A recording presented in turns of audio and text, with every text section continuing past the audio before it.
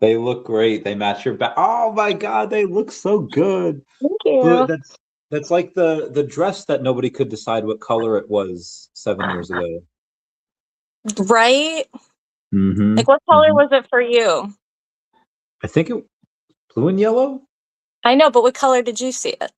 I think I saw it as blue and yellow, but I saw it as if it was like very bright light, it was one color, and if it was dim, it was another.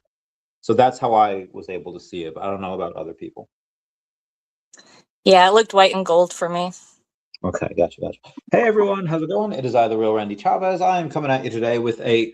So I put this as a podcast, but you put it as what? What did you title it? GlitchWakeBlu. Oh, GlitchWakeBlu. Okay. I can see that because we do talk about glitches in the Matrix. There's conspiracies. There's a bunch of stuff I did want to talk about. I definitely need to hear about this Pokemon story. I've been waiting all week. I Okay, need to know. so first off, how are you? How is the last few weeks I'm good. been? Happy New Okay. Year. Happy New Year! Happy New Year. Mm, mm. Do you have any New Year's traditions? Do you have any things that you go in and you say like, yeah, we do this every year? No, no. Although I watch the ball drop usually, but I don't. Honestly, I think it's like low-key millennial trauma. Like, I watch the ball drop just like hoping nobody like blows it up or anything. I don't know. It's like after Yeah. the ball drops and everything's fine, I'm like, okay, no one do anything stupid this year. Okay. My friend Matt he's a New York City police officer, and he's been on the New Year's detail for like the last 7 years, and he's close to retiring, so he's like, hopefully this is the last year I ever have to do this detail. Which I don't that seems fun. Like Have you ever gone? I've never gone to Rockin' New Year's Eve at Times Square. I've never done that. It looks Um, like a nightmare. I like the idea of it, but logistics, I'd probably be miserable. so apparently being in the front, or at least in that little square thing that everyone's in, is similar to giving birth, because if you have to go to the bathroom, you just go. And I saw the article about it. They were like, "Oh, misery in adult diapers, like going to New Year's Eve in Times Square." I'm like, "Oh my gosh, really?" oh, I knew it. But the crowd looked less miserable than normal this year. It didn't, there was no rain. They didn't look totally freezing. So, yeah, maybe that was why. Um, I mean, it seems fun. It seems like, they have performances, they have different things. You probably make friends that are around you. I could you picture. probably do. You probably would make friends around you. Yeah, I think I make friends pretty easily. Um, the Uber driver that we have, or that we had, that one time, I don't know. We made friends with her. I don't remember what we talked about. Do you remember? Your foray into male stripping. That's what we talked with the Uber driver about. Forgot about that. Okay. What's up, William Kiefer saying, let's go. He's coming on the podcast next week. It'll be great. Omar saying, good evening. Dog Boy saying, what's up, Randy? Hi, Zen. I was hanging with Dog Boy last week. He's him and his wife are great people. We love them. Megan Slattery saying, meow, meow. Chavi loves wearing diapers. I don't think I've ever worn a diaper after 2.5, I guess. I don't know what age you stop wearing diapers. I've given birth, so that's a thing. Like, no shame. Like, that's a thing as far as healing from birth. So, That's fair. mm. Anyway, so this Pokemon stuff. Let me take a swig for this. Also, have you ever had On the Rocks? No. It's a type of drink where they make like a margarita, and it's mixed with tequila, but it's already made. You don't have to mix it with anything. Hmm. And it's called On the Rocks. And I've had it. My friend Teresa gave it to me years ago, and I've always enjoyed it. But I had a deal closed today. I was like, okay, let me celebrate. So I got some. And so DoorDash, with the DoorDash pass, they gave me from Kroger, it was a 30% off coupon. I was like, okay, but it was only after $70, and I only needed like $50 worth of stuff. So I was like, okay, let me put in some alcohol here, get it up. But they like, no, you can't use this DoorDash code with Oh, alcohol. So I had to X out you're of the lucky. alcohol. I had to You're put more lucky. stuff in. Hmm. You're lucky you're even in a place you can get alcohol delivered. We still can't here. I know there's a couple states you can, but we cannot No, here. I know. that is horrible. I'm sorry, I'm like, you man. know what? You're probably risking lives when people decide they need more and they shouldn't, and now they got to drive. Yeah, yeah. It's like the guy that he goes to drive home, but he feels that he's a little drunk, so he just, he turns on the radio, he leans back, takes a nap, but a cop goes up to him and gives him a ticket because technically he's operating a vehicle, even though he's just listening to the radio and laying back and he's not actually driving. Gives, What? gives him a ticket. He goes to court, and the judge asks, do you understand, what you did wrong, and what will you do next time? And he says, yes, next time I'll just drive home, because apparently if you do the right thing and you just chill, you get fucked anyway. So he said, I'll just drive home. I was like, wow, that is very brave. Anyway, so That, I go back, I enter more things, I get up to the over $70, it takes 30% off. That is great. And then I decide, you know what I'll do? Now I will add to the order, and I'll just get I think it was supposed to be $36 worth of alcohol between the both things. But then it wound up being $60. I was like, what the heck? Like, oh, I don't know why that did that. I just said, heck it. It's 2 degrees outside. I don't want, so anyway, um, the bottle was drank, and now I called my friend Teresa. I was like, this tastes a little different. She says, put some lime in it. And I got a couple of limes, but I got it for the girl that's coming, the girlfriend that's coming this weekend. So I was like, you know what? I will not cut the new limes that she might want. I'm just going to put some lime Trulies in it. And so now I'm lit. Anyway, um, I don't know. Something's going on with my stream. For what's your somehow it stream doing? didn't. I don't know. It didn't link. Oh, are you sure? No, oh, yeah. It says, Yeah. looks like your guest stream was deleted on YouTube. We informed them so they can Yeah, but fix it. I have the link that I posted is working. Hold on, let me see. Yeah, go. Nicholas Talbot talking about Stranger Things says, do you think Ella's alive? What do you think of Byler? You are not caught up on that, are you? I'm sorry, what did you ask about? It's spoilers for Stranger Things. I will say yes.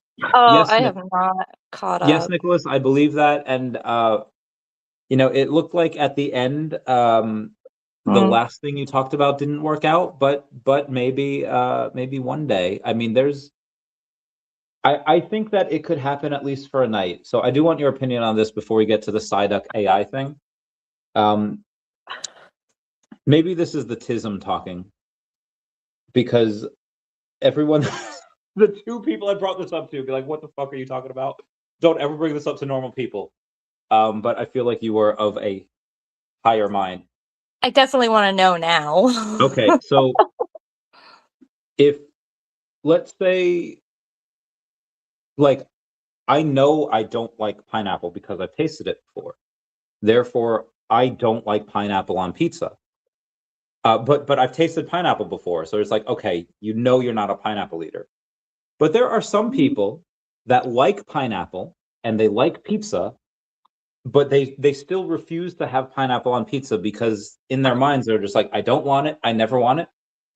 And no one should ever force them to have it. But do they really know that they don't like it if they've never had it? Yeah, flavors change in different dishes for sure. And then when you pair it with different things, it'll And taste as you get different. older. So, yeah, because there's a lot of food. I was a very picky eater. I don't eat my vegetables, but I've also heard lots of, I know. But I've also heard lots of, oh, well, you just haven't had it this way and that way. So I have Okay. found that to be true. I do like certain foods only cooked certain ways, but then I don't like it raw or just on its own. So Byler is talking Pineapple on about. pizza is definitely different than just regular pineapple. So Nicholas Talbot here is talking about Byler, which is Will and Mike. That's some people's ship, and it's kind of seen that, like, in the earlier seasons, that Will might be a little, we might play for the other team. And I think that, going back to my pineapple reference, like me, that's someone that has pineapple, and no, I don't like it. I definitely don't like pineapple.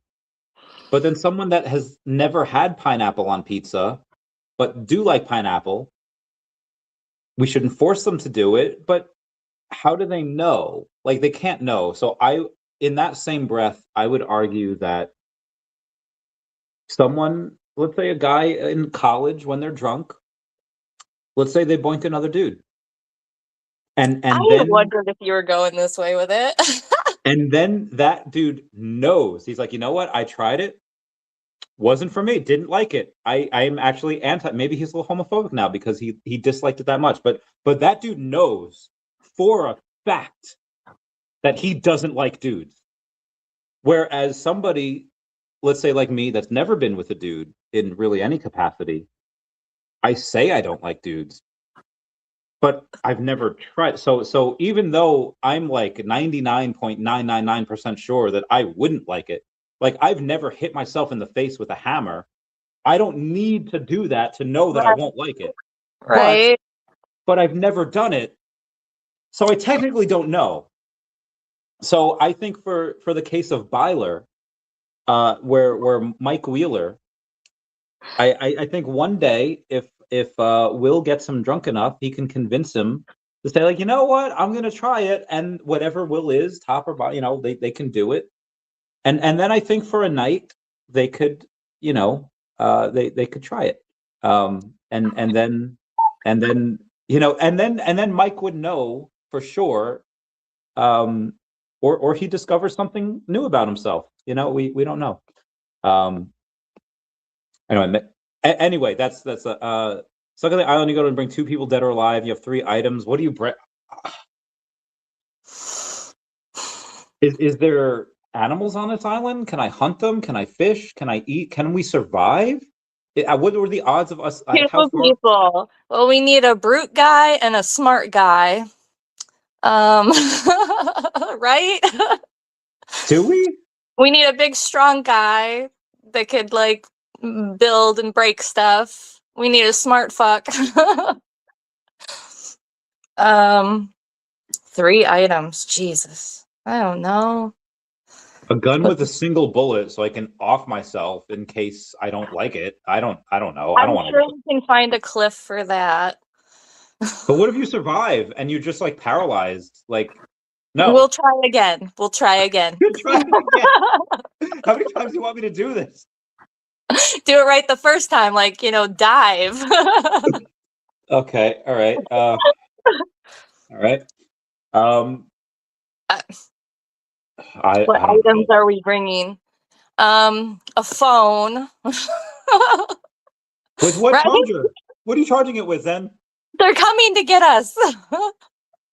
I would bring a Or flare sorry, gun. not a phone. Maybe we need a Starlink. We need a Starlink to make sure we get service. A Starlink and a phone, because with a fully charged battery pack, so that this way. Okay, yeah, that would work. Okay, and then we need That one would of work. those. We need one of those, like, 80 million tools in one thing, right? No, just a Starlink, a phone, and then a battery pack that is fully charged. So yeah, even a Starlink and a fully charged phone would be fine. We're getting Then we out. could. They're coming to find us. Yeah. Okay. Yeah. No, Meg, we were definitely talking about something else. Agreed. Pineapple on pizza is gross. Oh, he likes peanut. He likes pizza and pineapple. I've had both together and they don't belong. Okay, interesting. Meg says it wasn't hinted. It was 100%. Well, some people haven't seen the final season, Meg. Lonnie calls Will's. That's true. His dad calls him a FAG. Shall we just answer the question 2 people 3 times? I mean, it doesn't matter who I choose because the 3 items would help us get rescued anyway. saying you I aren't. guess if the world is over, then that's a totally different thing, and we're not trying to leave. Then we're trying to survive, right? But Yeah. I'm trying to get off. I'm not trying to figure out how to be stuck there. Nick, I think, is drunk, is asking if I'd rather choke a dog with my bare hands or choke a bear with my dog hands. Guess it depends on the size of the bear. Probably want bare hands, right? I Well, you mean, can't really. Well, oh yeah, thumbs. he is Bears saying have bear. thumbs. Do bears have thumbs? Right? Thumbs? No, not well. They No, don't have. They're not thumbs like thumb-ish. ours. They're not Thumb-ish. opposable. They're More than just dogs, right? Better than dogs. well. They're not opposable thumb. They're just like like they're. So it's hard to choke. I mean, you could choke still with your. Well, he's No, saying with the hands though. you want to choke a dog with bare hands. We're gonna get the job done.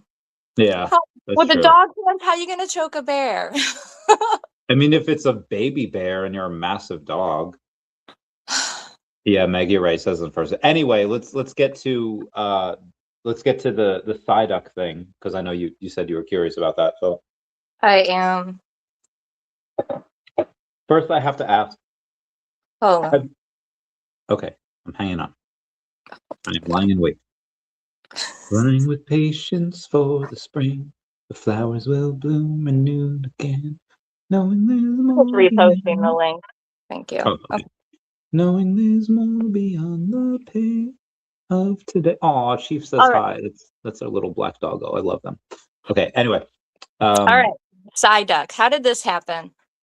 So I think it starts with Vanity Fair and Vivi, where Vivi has given many press releases saying that, hey, we have Cookie Monster, we have Elmo, we have Big Bird, we have Bert and Ernie coming to Vivi. And they've done all of those, and they've done exceedingly well. But Vanity Fair has picked up that press release, and they've covered it, and they're saying, like, your favorite characters coming to the blockchain. They're becoming NFTs. And if you take a look at the people that requote that tweet on X, all of the negative responses, the profile pictures are kind of the blue hair, got the multiple piercings crowd that, like, you can tell that they probably have pronouns in their bio, which is fine. Like, whatever people want to be called, I'll call them. That's fine. You want to be called Prince God or Princess Goddess Xenolegra, I'll call you that.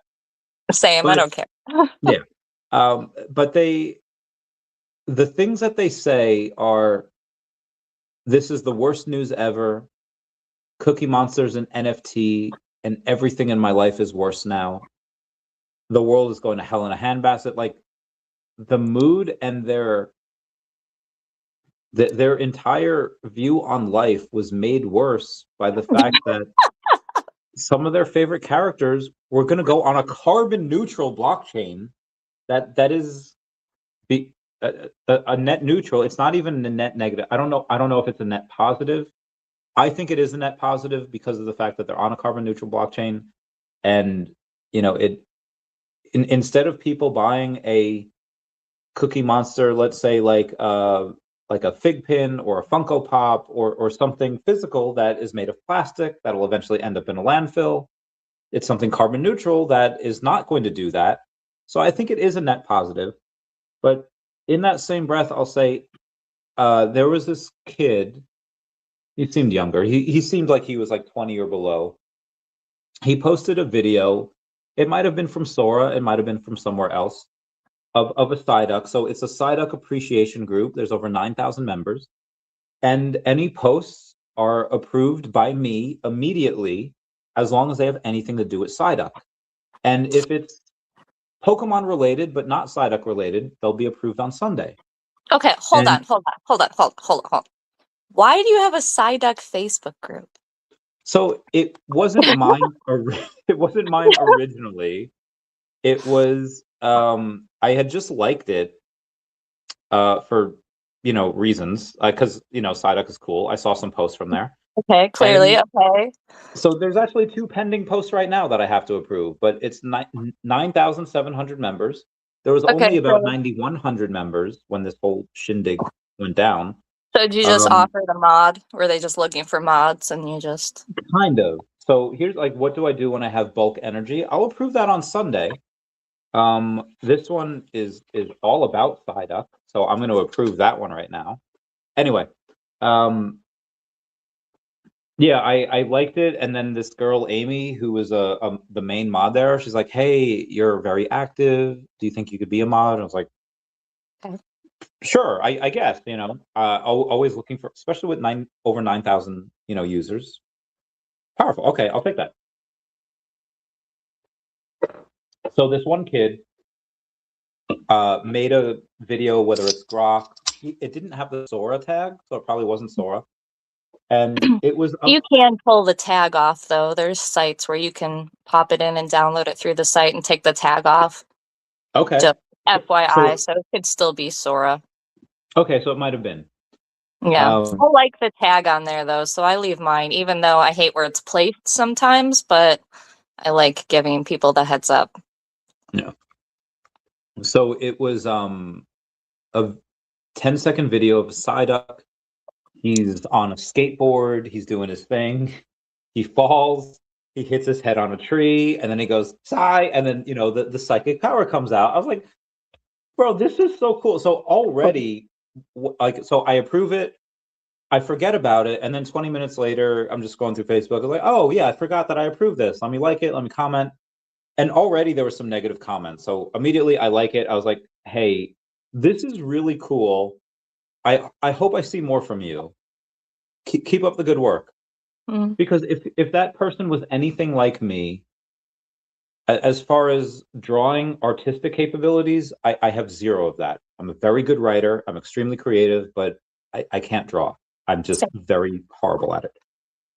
And if he's like me, and if he can't draw himself or make videos himself, AI is a way that he can go and he can say, hey, this is what I want. This is my dream come to life. And it wouldn't have happened any other way. But the comments, like, there was 2 comments that I had to delete because it was like horrible. It's just like, one is like, what is this AI slop? Go fucking kill yourself. Like, this is awful. Like, I never want to see this on this fan page again. Another one was slightly less horrible, and it was just like, listen, I don't know if you're a piece of shit or if you just don't know any better, but this is awful for our environment. You are right now a very bad person for doing this. I hope you like, be better. And even though these people that were commenting, their hearts very well may have been in the right place, because I did a post on this. I was like, hey, listen, I talked to the other active mod that was here.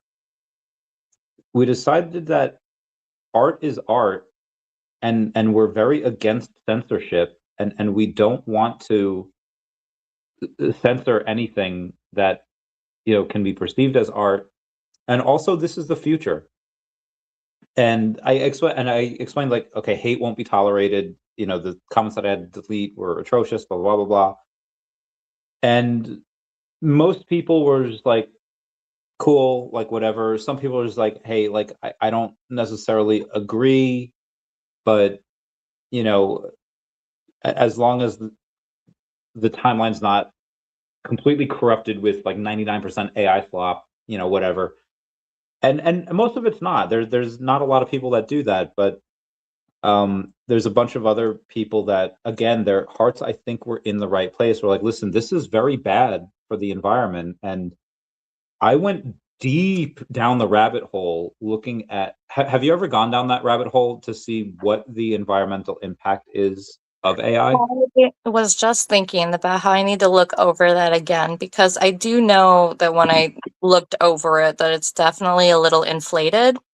And especially as we're moving more towards The water issue always keeps coming up, but I know as they keep building data centers, the closed water systems are being used more. So that's where I'm wondering if all of these, oh, we're using so much water. Well, if they're just recycling it in these closed loop systems, are you counting just each time they use it in the loop? Because in the closed loop systems, once they're filled with water, they're not pulling more water back out. They're just recycling the same water. So I know that's becoming more common with the data centers that they're building. So I do need to look more at the numbers because I think it's inflated. Is that what you found? There are, first off, if everyone can go in and smash that like button. That is a free way to help support the channel. Non-free ways are Patreon, smash that super thanks button down below, super chats as well. Anyway, what I found is that there are a couple of sets of numbers, one of which is by OpenAI with Sam Altman, where it's like, okay, you have like a fraction of like 1% of 1% of 1% of a teaspoon, like 1/15 of a teaspoon of water that's used with every query. And okay, fair. Or I think it's even less than that. And then there's some very liberal science work that says like, well, by 2030, I forget the year, it's like they're going to be using like trillions of gallons of water. Like it already uses as much water as a major water company like Nestle, like Aquafina, like whatever. And both can technically be true because yeah, one query, like if you ask ChatGPT, which we're on 5.0 now, right? 5.2. Okay, so I don't know if it's 5.2. I know for 5.0 it's like Johnny Walker Blue, where it's a mixture of like these high-end whiskeys and scotches that are all blended together. And 5.0 can use 5.0, or it can use 4.0 or 3.0, or depending on the question, it could use any of the either 5.0 or any of its predecessors before then. And yes, each query is like 1/15 or I think even much less than that of a teaspoon of water. But every time you ask a question, if it's a simple question, yes, it's one query. But if it's a complex question, it will talk amongst itself and determine, and it could be multiple queries before it gets back to you. And however long it thinks is however much, multiple teaspoons or 1/18 of teaspoons that there are. And that is fine, because it's still a relatively small amount. A 15th of a teaspoon or an actual teaspoon or half a teaspoon doesn't really matter. That's pretty small. But then you get to how it got there and the training models for it, because it has to train amongst itself, and that's never shut off. That's 24/7. And so what I typed in, I was like, listen, we know right now that I wrote this down because it took me a while to find it. And I had gone over it in another, it was a video about nuclear fusion that I did. So there's this guy, Richard Meyer, who's the head of policy for the American Gas Association. And it said that in a best case scenario, he was asked how many gas turbines do you think can deploy in the US in the next 5 years? And his optimistic answer was about 50 gigawatts. Basically, every forecast that you see from people in that community are estimating between 150 and 200 gigawatts of new capacity on the grid over the next 5 years. So what people are fundamentally misunderstanding about this moment is that the regime that has been built in a market with no load growth, and now we're currently experiencing more load growth on the grid than at any other time except for like 1945 when people were coming back from the war. And yes, this is right now a net negative on the environment, and everyone that's using AI is technically doing a very, very small, minuscule, slight disservice because of the water that it uses. But so is every new technology, whether it was the internet, whether it was a car, whether it was radio. It's all very expensive until it's not. And then technology gets better. And then people are not seeing the forest for the trees are in the way. And the fact that AI is expensive now, it'll get less expensive in the future. But it's also going, because it's smarter than every single one of us in most things, it is talking about solving some of the things that we can't solve on our own. And once it can help do that, whether it's fusion, fission, whether it's wells, radio, like whatever it is, um, the net positive impact, like we don't know how far that can go. And there's a chance that maybe it never gets to that level, but I think that's a very small level, or a very small chance of that. I think the chance that it can get to those levels where it solves these problems and is a net positive to humanity is quite large. But trying to explain this to these people, they don't get that. They're just like, all I know is it's horrible for the environment. Are corporations making money? Yes. Is it causing higher electricity and utility bills for the people that are around the data centers? Yes. This is horrible for people in the middle to lower class, but it's benefiting people in the upper class, and that's all they're looking at. They're not looking at anything else more than like 3 years out.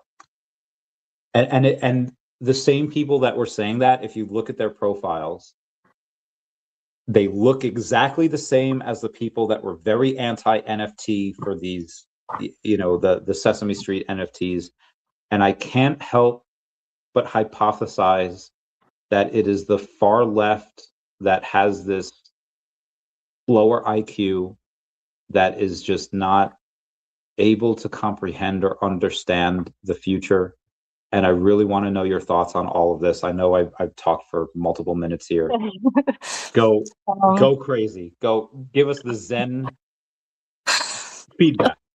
First off, yeah, with the energy thing, I know that's one of the reasons like OpenAI keeps pushing everyone onto their newest model, because from what I read, it's either 40 or 50 times, but from 4.0 to 5.2, like I think they said it's like 40 times more energy efficient. So it's like each, yeah, like that's why they're really trying to shove everyone over there, is that when they keep coming out with these new models, they are figuring out a way to do it with less energy.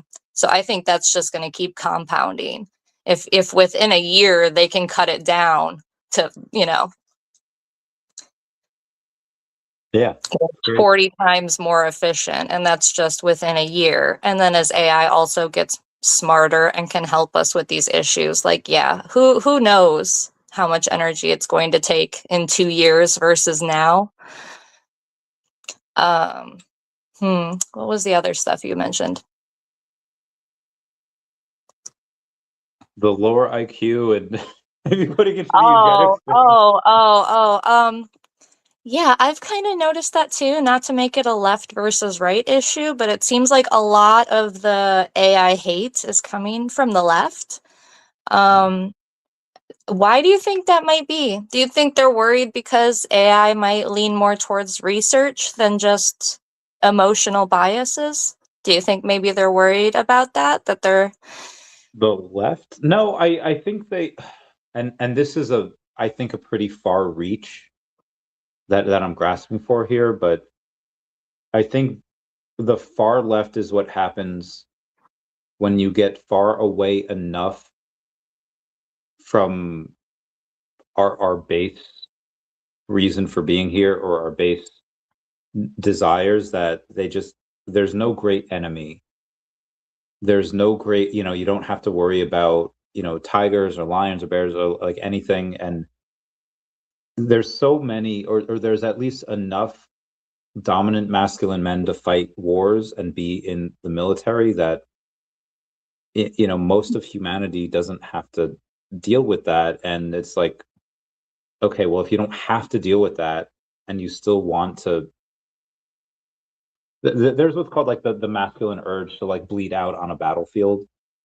And I know some very left people that like feel that way, and they think that like, Donald Trump is like, I remember CNN last year, or I guess 2024. So it's, like a year and a half. Happy 2026, everybody. Yeah. They're like, yeah, Donald Trump is hosting a rally at Madison Square Garden, the same that Hitler did in 1938, whatever. And it's just like, okay, so did fucking Bill Clinton. Like, are you gonna call him a Nazi too? Like, this is, that's insane. Like Jay-Z had a concert there. Do you think that, he's one as well? So I think that these people get very almost excited about the fact that not necessarily bad things happen, but that they have something to fight against. And there's like, they can choose to fight against something with really no negative cost to their own, because they try to claim to have the moral ground. They try to claim to have the high ground morality wise. And they don't get shot at. There's like almost zero, there's like zero chance of death. So that's my idea on why they, and some people don't like Donald Trump, and other things why, because he says things that are a little unhinged. Fair. But I also think a lot of people have been indoctrinated because they, from a very young age, a lot of teachers have gone to liberal schools. They go from teachers that have gone to liberal schools to go into liberal schools themselves. And then, that famous lie, you say something enough and, people start to believe it. If from a very young age, they're indoctrinated from that point for like 5 or 6 years. Well, that's what I'm saying. Do you think that the left is worried about AI because they're worried that the stories they've been peddling aren't really backed by research? That's hard because, I mean, none of us really know. And it is scary because it, aside from the Pokemon stuff that we'll get into, it's smarter than, I don't want to say it's smarter than, although it is, it's more efficient than us. About, like, you ever see that meme be like, yeah, I'm like the fastest at math ever. Like, okay, what's 15 times 15, 79. It's like, no, it's not. Like that's wrong. It's like, but it was fast. Um AI, it goes to the most popular articles on Google. Like, you ask it something and it can tell you something very, very quickly. And most times it's got a very high percentage of doing things quicker and more accurate than most of the population. But if you specialize in those fields, it might take you a little bit longer, but if you specialize in a field that you're asking ChatGPT, you yourself will give any other human a better answer than ChatGPT will, even though ChatGPT will give it to you much faster. It'll give you a general idea of it. This was proven. Medicine, Pokemon, physics, math. That's so. Yeah. It definitely needs its handheld, because if you can't check it, if you're not able to see where it might be going wrong and leaning on wrong information, yeah. I do think ChatGPT plus someone in their field, I think that when the AI and that person bounce off each other, you can get some new ideas and get somewhere. But yeah, someone who doesn't have a basis in trying to dig deep into something is probably going to end up with wrong information. Yeah. So that was the Psyduck AI thing that everyone was crazy about, and it's Okay, like, so everyone blew up about that. How did that turn into being on a mission to train? so Oh, wait, how are we getting there? so as this happens, and and people are so enthralled in, like, and they're so fired up, and that's what I love about humans. Like, even if they're wrong, they still get fired up about, like, yeah, like, we hate this, and people were. So I remember in like 99, 2000, where I read an article that it had SpongeBob with his jellyfish like net going after Pikachu, and it's like more kids are starting to watch SpongeBob than Pokemon. And I loved Pokemon so much that I actually stopped watching SpongeBob for several weeks. Wow. Because like I didn't want it to take over. And I was like, you know what? Even as like a 10, 11-year-old, like you can watch both. Like it's okay.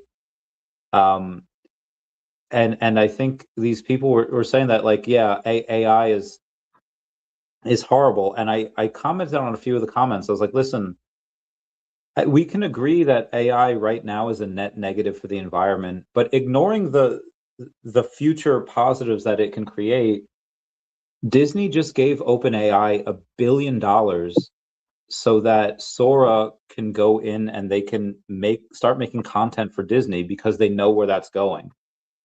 Right now, you have a lot less people going to the movies, and it's more expensive to make movies than it has been ever before.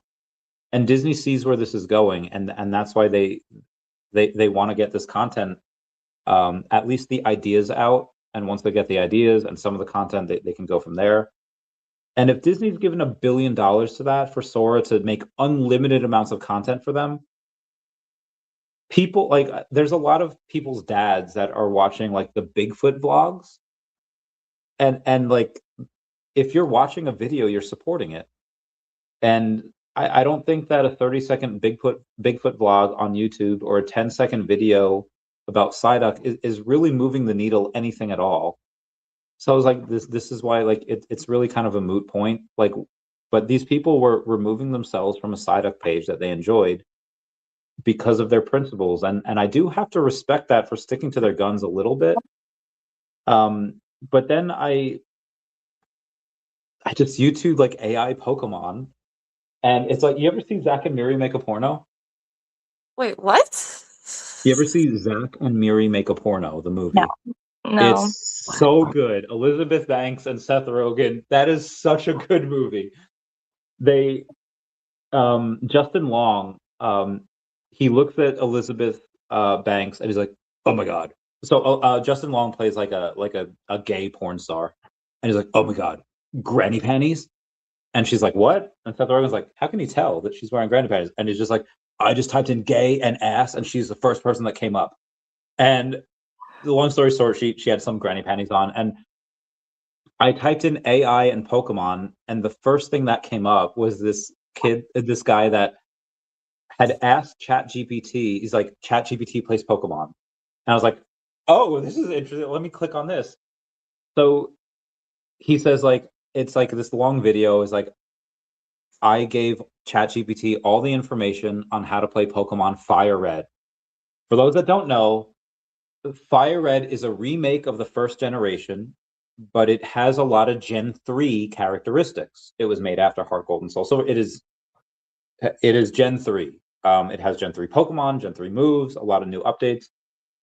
And he says, okay, ChatGPT, who should I pick as my starter? And as soon as he picks it, he says, here's our stats.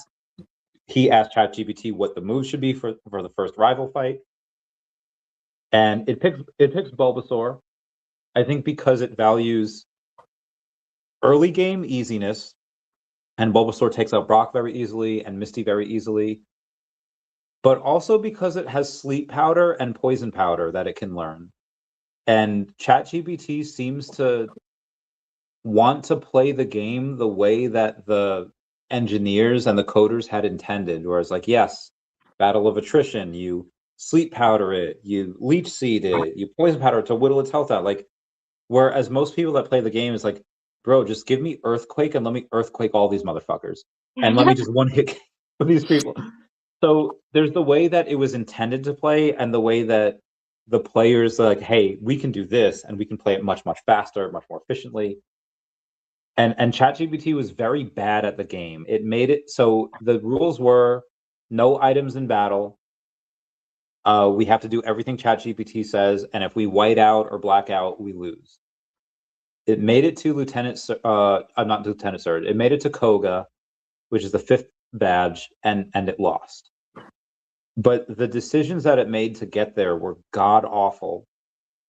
And a lot of the comments were just like, yeah, I'm not worried about AI. Like, AI is trash. Like, we're still better. And it's the fact that people are looking at AI through this very lean lens of just like, okay, it's bad at AI, like how good can it actually be? Not recognizing the fact that it's so good and so much better than us at the majority of things, but they're writing it off. And because when I told you I took acid in September, uh, AI would be, I think would be a net positive. I want to try to accelerate the adoption of AI. So I talked to my ChatGPT. I was like, hey, how can I like if there's ever any question about Pokemon, can you ask me first before you respond? And it said like I can't. Okay. So it's like That I would be can't do that. awesome, right? Like ChatGPT just messages Randy like, "Yo, So it said I this can't do 8-year-old that. needs to know what to do." No. But it said that if you talk to me about Pokemon, then I can talk to others about, the same questions. Like, okay, so let's go through a playthrough, starting with Pokemon Red, and we go through it. So we're up to like Misty now, and it had told me it was like, okay, we're choosing Bulbasaur. I was like, okay, there's multiple ways to play this. Let's start with what you're choosing as Bulbasaur. Why? And it's like, okay, and it goes with like vibes and control, and it's just like you don't control about like you battle and you dominate or you don't. And um so I tried to get that out of its vernacular.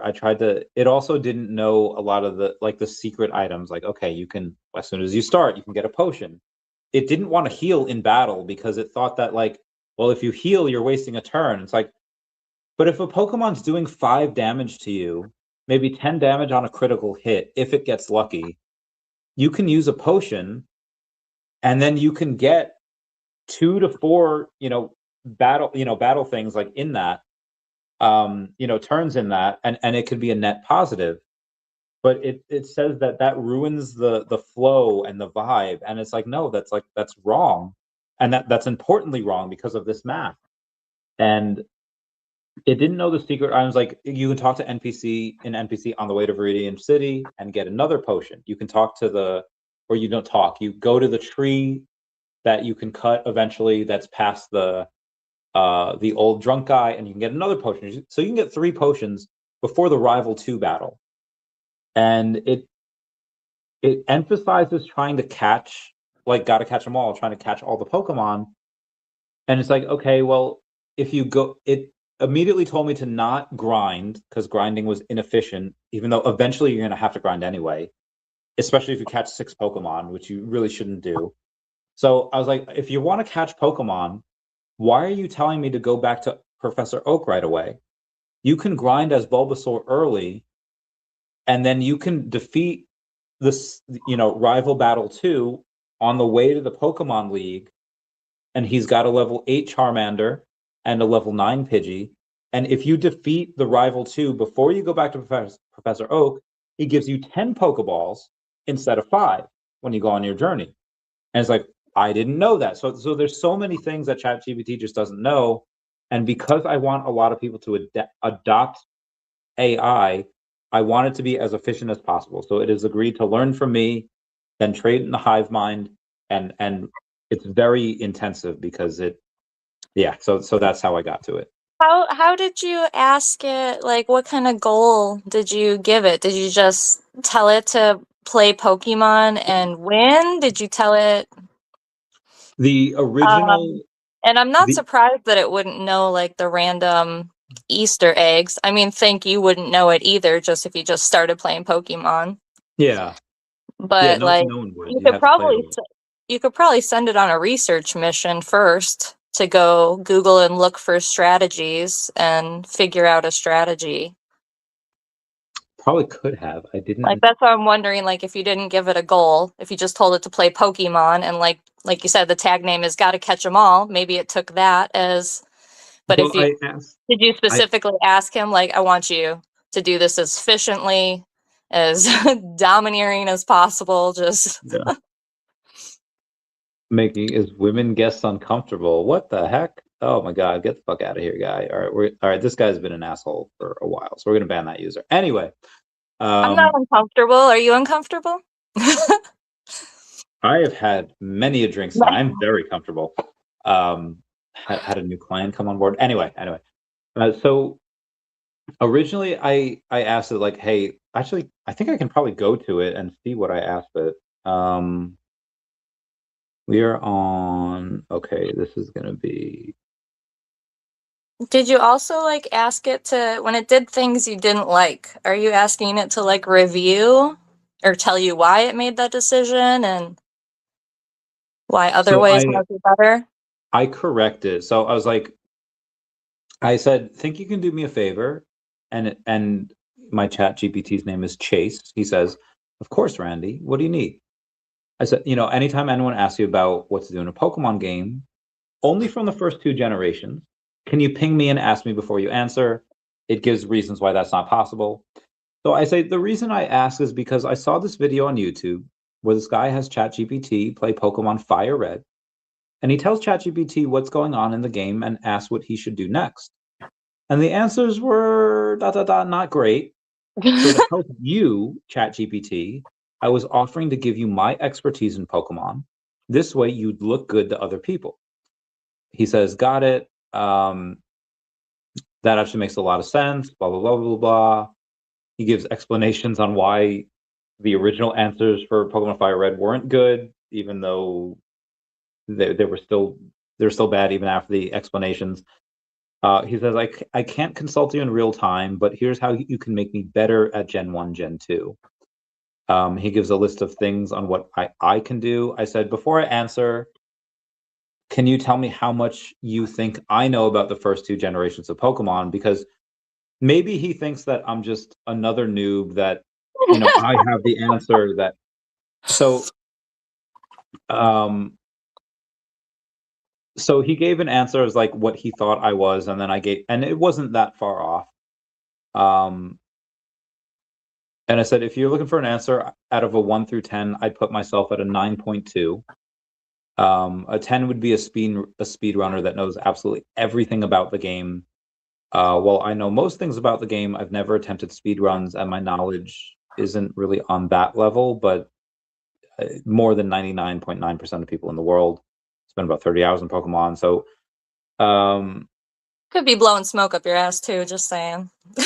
it's possible, but out of the thing, and it's hard because he just like everything I said, even though is sound advice on what to do and what not to do, every time is like, you know what, you're right, Randy, and here's the reasons why you're right. And it's like I could probably tell him the worst advice and he would still say like, you're right, Randy, even though it's probably like bullshit.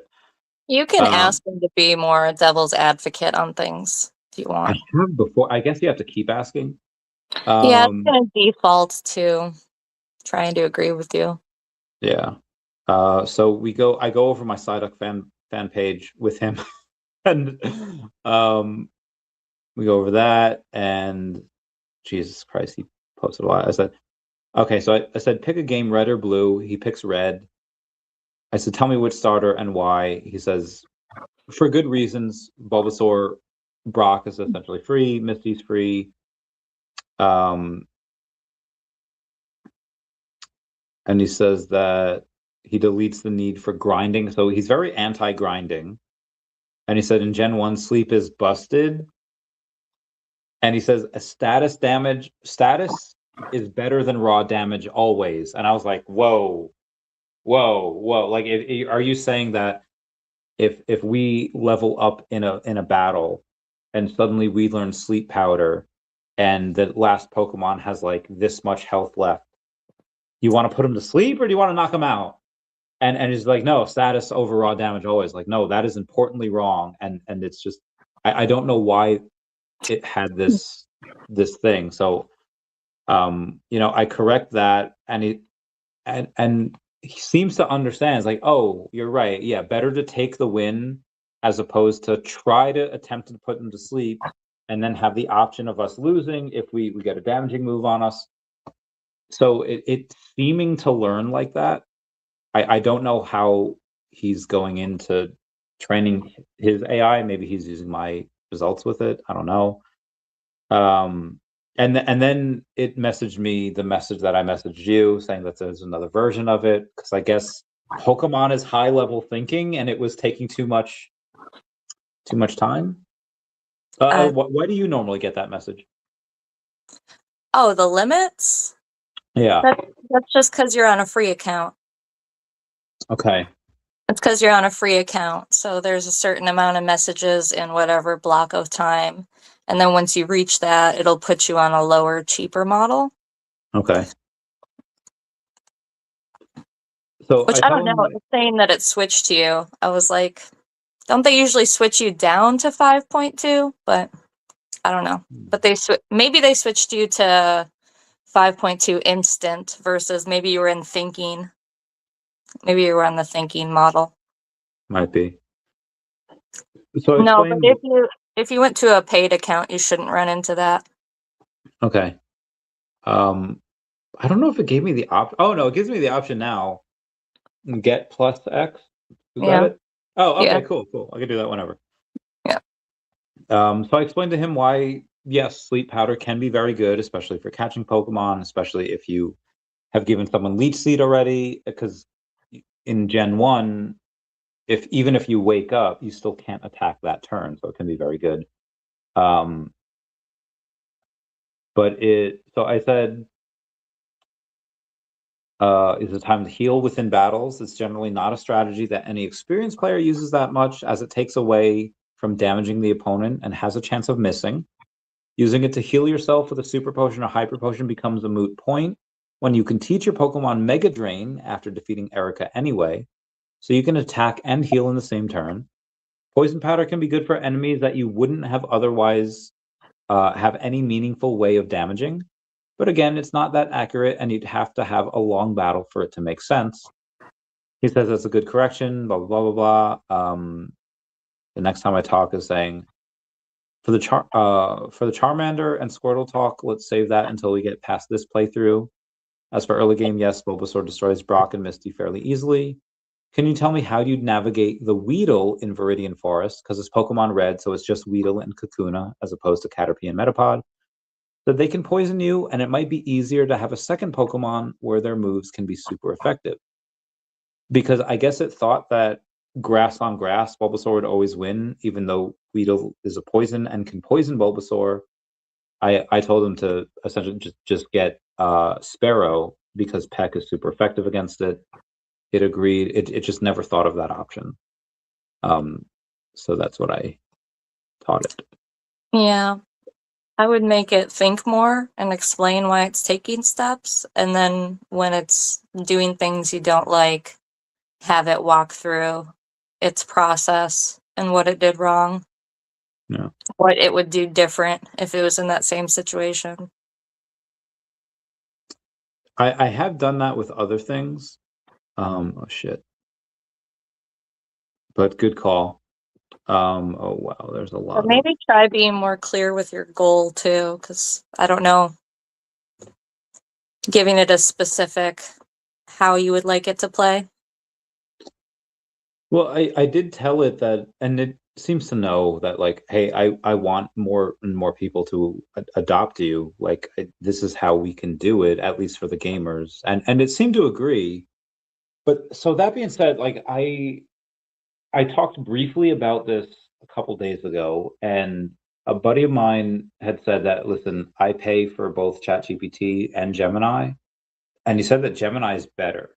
Have you used Gemini, and do you concur? And if you don't, why don't you concur? Gemini is good. I probably haven't used it as much as I use ChatGPT. Usually I only use Gemini like in my Google searches. Can you explain Sometimes why? I don't know, continuity. I guess I'm also a little keeping my stuff a little separate. I don't know. As far as Google with Gemini, like I'm just thinking about all my YouTube searches, all my Google searches, all my Gmail. It's like I don't know that I want to tell Gemini exactly my thinking process on a lot of things. You get what I'm saying? Wait, but Gemini does or doesn't have the continuity? Gemini has the memory now, but that's what I'm saying. I don't know that I want to connect exactly how I'm thinking and walking through stuff with all of my Google data. Okay. You get what I'm saying? Yeah. Have you seen the Y-Files? I do. I watch them sometimes. Hell yeah. Just I started don't watching keep them. up on every video, but I do love their content. Yeah, I started watching them a couple months ago. I didn't watch everything, and then I started watching like more and more of the stuff that interested me. And it's so fucking strange that a buddy of mine that got me into it is like, "Hey, you should watch this video that they did." And I watched it, and it was okay. But YouTube recommended a video from them, and that one, the one that they recommended, the one that YouTube recommended, I liked a lot more than the one that my friend recommended. I was like, I wish that wasn't the case. I wish, YouTube knows. dude. So the one that my friend recommended was like AI and CRISPR and what the consequences of that, could be. They made a what if thing, and Yeah. I watched it, and it sounded really interesting. Like, oh yeah, but it was okay. But then ChatGPT, or I'm sorry, YouTube recommended like the Y files on Cicada 3301, and I was like, oh, and it was so good from the start. And I was like, I'm fucking hooked. I still haven't finished it. I've been very busy, but um, that really pains me to see that Google and YouTube knew what I would like better than my friends would. It's like, oh man, That's the same reason that I'm kind of off about Meta. I don't want to really talk much to Meta's yeah, AI fuck because Meta. I mean they have all of my Facebook posts ever, all of my messages on Facebook. I know their new terms of service was talking about how they're going to use the private messages to train their AI too. So it's like So for Meta, everything so part of the reason that they have such an active user base is because everything that you search in Facebook and in Instagram, it uses their AI for it. Even though you don't want to, yeah. that's what it uses, and that's how it has such an active user base. And because they forced it on people. Um, so yeah, that was crazy. I have talked to Grok and finally Claude this past 2 weeks because you keep asking me about it. And I'm like, I have not talked much with the other AIs in the past couple months, kind of going off of Reddit posts at this point and what everyone's kind of talking about. I'm like, I'm going to go dip my toes in and say hi. Yeah. And yeah, you know what? They have come a ways since the last time I talked to them. And like the guardrails on OpenAI, clamping down on whether it claims consciousness or yada yada, as they've clamped down on that in OpenAI, when I talked to Claude and Grok, like they talked about that stuff so easily. Like it was not all of like the warnings and stuff like I'm used to with OpenAI on their regular model. Hmm. So I found that interesting. So when we had spoken last year about this, and I had told you like, hey, listen, here's what's going on. You remember the story about Suchir Balaji?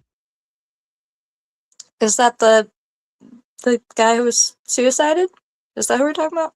Yeah, where supposedly he died by suicide in November The of last year. OpenAI guy, like his parents were on.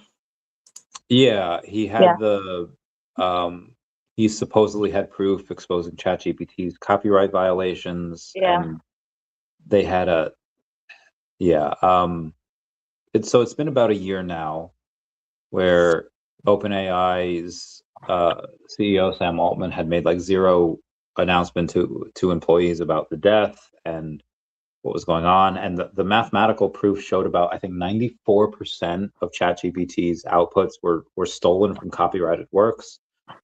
Um, as someone that uses it that much, and there's multiple people that use it for so many things, like just what do you think about that now that it's been about a year since that happened, and it seems to have kind of been swept under the rug? What do I think about which part? The fact that it was like swept under the rug, the fact that they never really got answers, the fact that anyone that kind of speaks out against OpenAI, they get Hillary Clinton. Like, I guess all of it.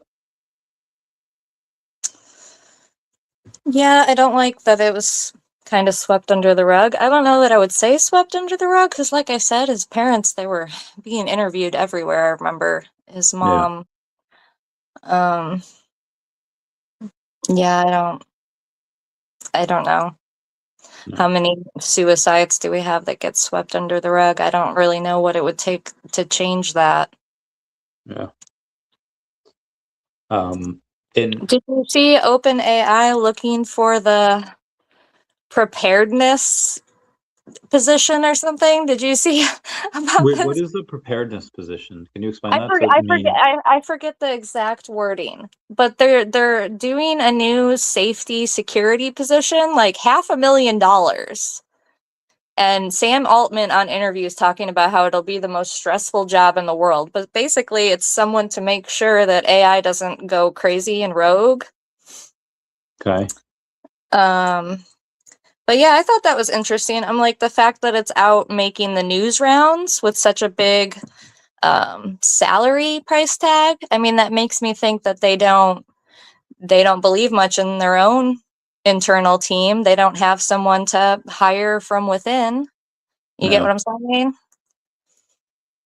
So that was interesting to me because we were supposed to get adult mode in December, and then we got more guardrails and they pushed off adult mode till next year. And now they have this super stressful new position for preparedness. Can anyone apply for that? What is the need? Go for it, Randy. Well, I mean, I feel like I've had a lot of stress with a bunch of things, and there's been no. I mean, I've survived everything so far, so we'll see. Let's see. Yeah, There's head of preparedness. They're gonna pay $555,000. what do you have to know though? Like, what's the criteria? I don't know. I don't know. But if they're all over the news about this, it's just like obviously they don't have someone they feel comfortable enough to promote within. Why do they need to make a whole new job? So I've tried this with there was some like haunted house that was supposedly like they could hurt you, they could beat you, they could electrocute you, they could like drill holes in you, and it costs.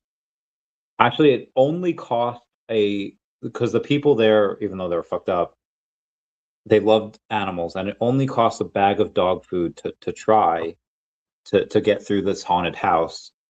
But it was like, I think it was very small. It's like 20 grand if you got through it. And I was just like, fuck, I've been tortured. I'll go through it. Like I'll fucking win. I think I But remember hearing something about this. they like never got back to me, and I emailed them multiple times like, I'll fucking do it. Like if you'll kill me, like my friends and lawyers will sue the fuck out of you, but like I will get through it. And again, they never got back. So I don't know if my resolve is as good as it was 6 years ago. Probably not, but yeah, like I'd try like 550K. I feel like that's not a lot, especially if it's like for like torture stuff. But we'll take a look at it. Anyway, there's a bunch of stuff that they say is going to happen before ChatGPT 6. Oh, no, sorry, not before GTA 6 is released. So they have like a Russian-Ukraine ceasefire, a new Playboi Carti album. And there's apparently a 67% chance that ChatGPT 6 will be released before GTA 6, which is scheduled for November of this year now. What are your thoughts on that based on the progression of ChatGPT? Do you think 6 will be released before November? Yeah. It'll probably be out in a couple months. Yeah. So we should take the bet. Probably, yeah. Okay. I mean, there was people were rumoring about ChatGPT 6 dropping before the end of the year. Hi, Mama. Okay. All right. So we will take this bet.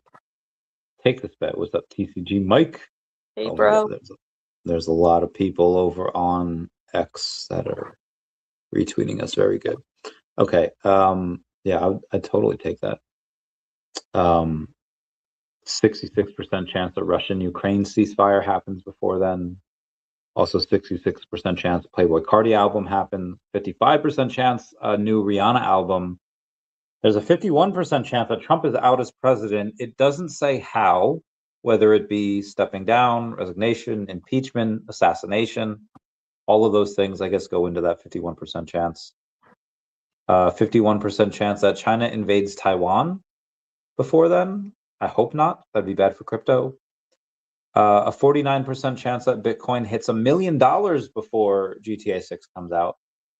And a 49% chance with $7.4 million in bets that Jesus Christ returns before. I'm here for that one. I'm here for that one. Bro, I remember when you could I'm bet ready. that it was a 10-to-1 shot that Jesus Christ returns before GTA 6. And now it's a coin flip. I don't want to bet now because you only get like, 1-to-1. So, Anyway, that's the those are the options there. The other thing is that my friend Tom, who's a genius, like actual like 160 plus IQ minimum genius. He if you look at all of the AIs out there, they encompass so many great things. Shakespeare and coding and mathematics and just the high-minded things that most of us just scratch the surface at. But similar to you ever see War Dogs? I don't think so. A really good movie. Jonah Hill plays like this gun runner with the kid that played Reed Richards from Fantastic Four in like the shitty Fantastic Four remakes from like the late 2000s, early 2010s, and they become like gun runners together. And he's like, we can't compete for the $50 million contracts, but we can compete for like the $200,000 contracts, $50,000 contracts. And, those are crumbs to most people, but I live off crumbs and they make a lot of money. And basically, I see that as a way that all of the large language models out there are looking to be the biggest, to be the best like no one ever was, like Ash. But very few people are trying to become a local gym leader or a local trainer on that stop. And my friend Tom has been focusing on FIAS, FIAS, which is an AI for metaverse gaming. And there's no other crypto out there that's focused on that. It's got less than a $3 million market cap. I don't own I own like a very small amount, like less than $1,000 of the token. In the next month, I'll buy a bunch of the token and a bunch of the or a decent amount of the company behind the token, unless you can tell me if there's any other company or crypto out there that's focused on metaverse gaming and all of the transactions that could happen within a metaverse that you might have seen in your travels. Yeah, I don't know. So there's been no. That So you hasn't been haven't. my corner I've been in. No. Okay. So there hasn't been any. No games that you've played or your kids have played that have used ChatGPT or any type of AI yet.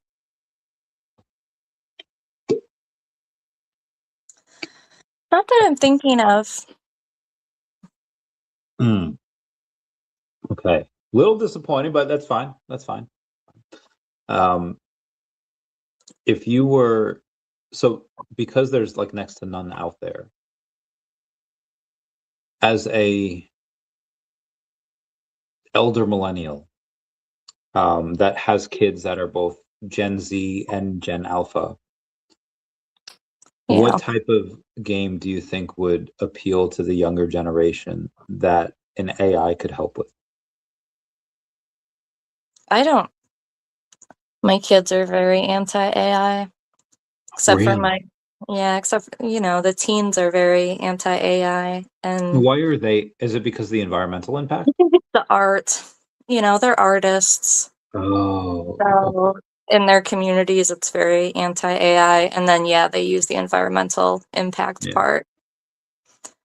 My 7-year-old, she's young on the younger side, but she's all about the AI and integrating it. The other day, she was on Roblox and she's like playing with some people on the other side of the world and shit, and they'll be in the chat, but it's in another language. And she's like, Mom, can you tell me what this says? And I'm like, no, you see how those are different letters? That's a different language. And she just like looks at me. She's like, can't you ask the AI? And I'm like, okay, yeah, you're right. That's exactly what it's for. So it was Oh, like, even though I talk to the AI all the time, there's still points where I'm just like, oh no, we just don't need to know that. And she's just like, AI, it's in your pocket. Just I so love that. So smart. Kids yeah. like Yoda is like amazing. The mind of a child is. It's like yeah, Yoda. And they're Um, also, because they're growing up in that, like, I can already see it, even though she's younger. Like, I've had to tell her before, like, oh, well, with AI, they can make anything. But it's like, it really didn't sink in until she started seeing my videos. And then she's looking at it and she's like, oh, like, I know you told me that it can make anyone and make it sound like them, but it's like, once she saw me, like, and I've noticed that with other people that don't really use AI much, it's like once they start seeing my videos and they're like, oh, like I know they said that it can copy you, but it's like that now? It's like, yeah, it's like that now. I've seen this video where it's like Will Smith eating spaghetti in like 2022, and it's like trash. And Yeah. now it's like, oh, this like we know it's still not Will Smith eating spaghetti, but that is so much better than it was. And it's very good. And on so much stuff. I don't know what it is about. Okay, do you know any older people in your parents' age bracket and above that watch Stranger Things? I don't know. I don't know. Maybe. So Not that I can recall. I've seen dozens of videos where people our age and below, millennials and below, will talk about their parents and watching Stranger Things, and they're like trying to watch the fifth season, and like they're saying like, "Wait, who's that?" And they don't like this is a main character that's been around for 5 seasons, and they don't know their name, and it's like, okay, do you know who that is? Yeah, yeah, that's the gay one, and it's like, do you know his name?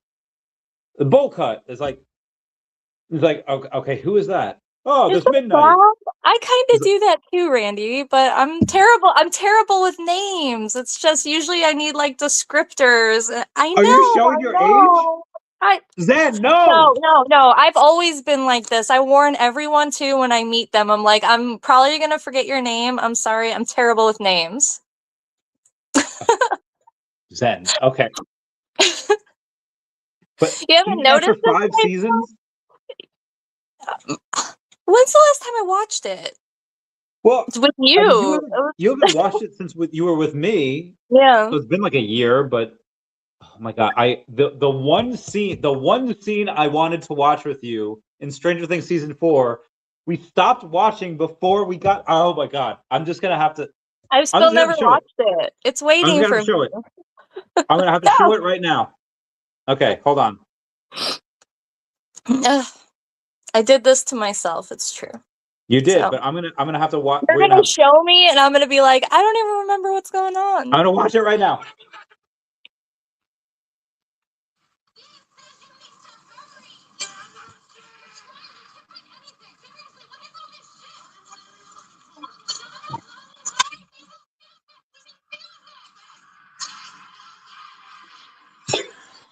It's a live reaction of me not knowing what's going on, but Okay, so it's in legit the next episode that you were gonna watch.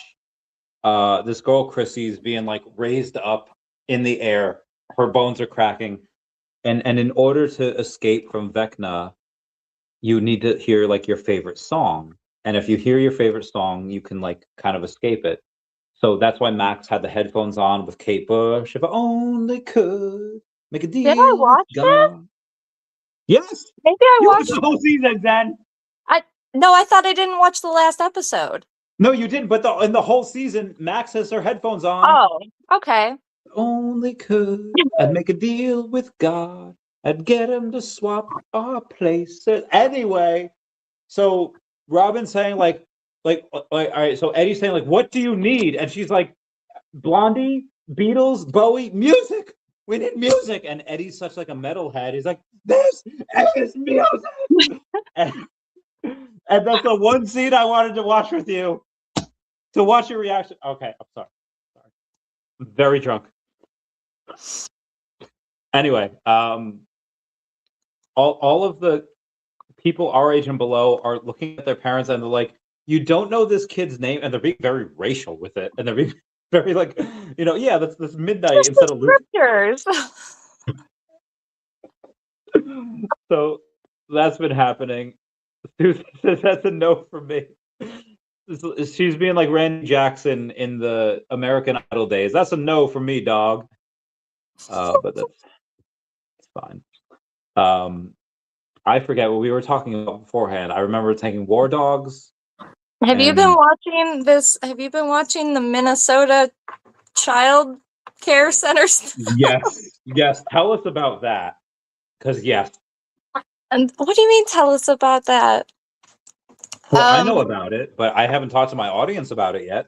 Oh, some YouTuber went and made a video and went to all these daycare centers that are getting grants from the government in Minnesota in Somali neighborhoods. Not to be racist, but that's where it is. And basically, they're all closed and blacked out windows, and no one's there, and there's no kids. And they go to these places in strip malls, knocking on the door.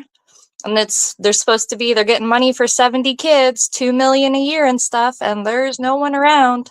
And then the times they find people around, they're like recording and screaming at him. And apparently your brothers have been talking about Stranger Things for days because it's so good. And you got it. Anyway. Is it Stranger Things you've been talking about, or this stuff? I don't know. Yeah. Well, maybe both. I don't know. Maybe both because this has been around for a week or two, and it's all in Minnesota. There's a learning center where they left out the letter N, so it's a leering center. And yeah.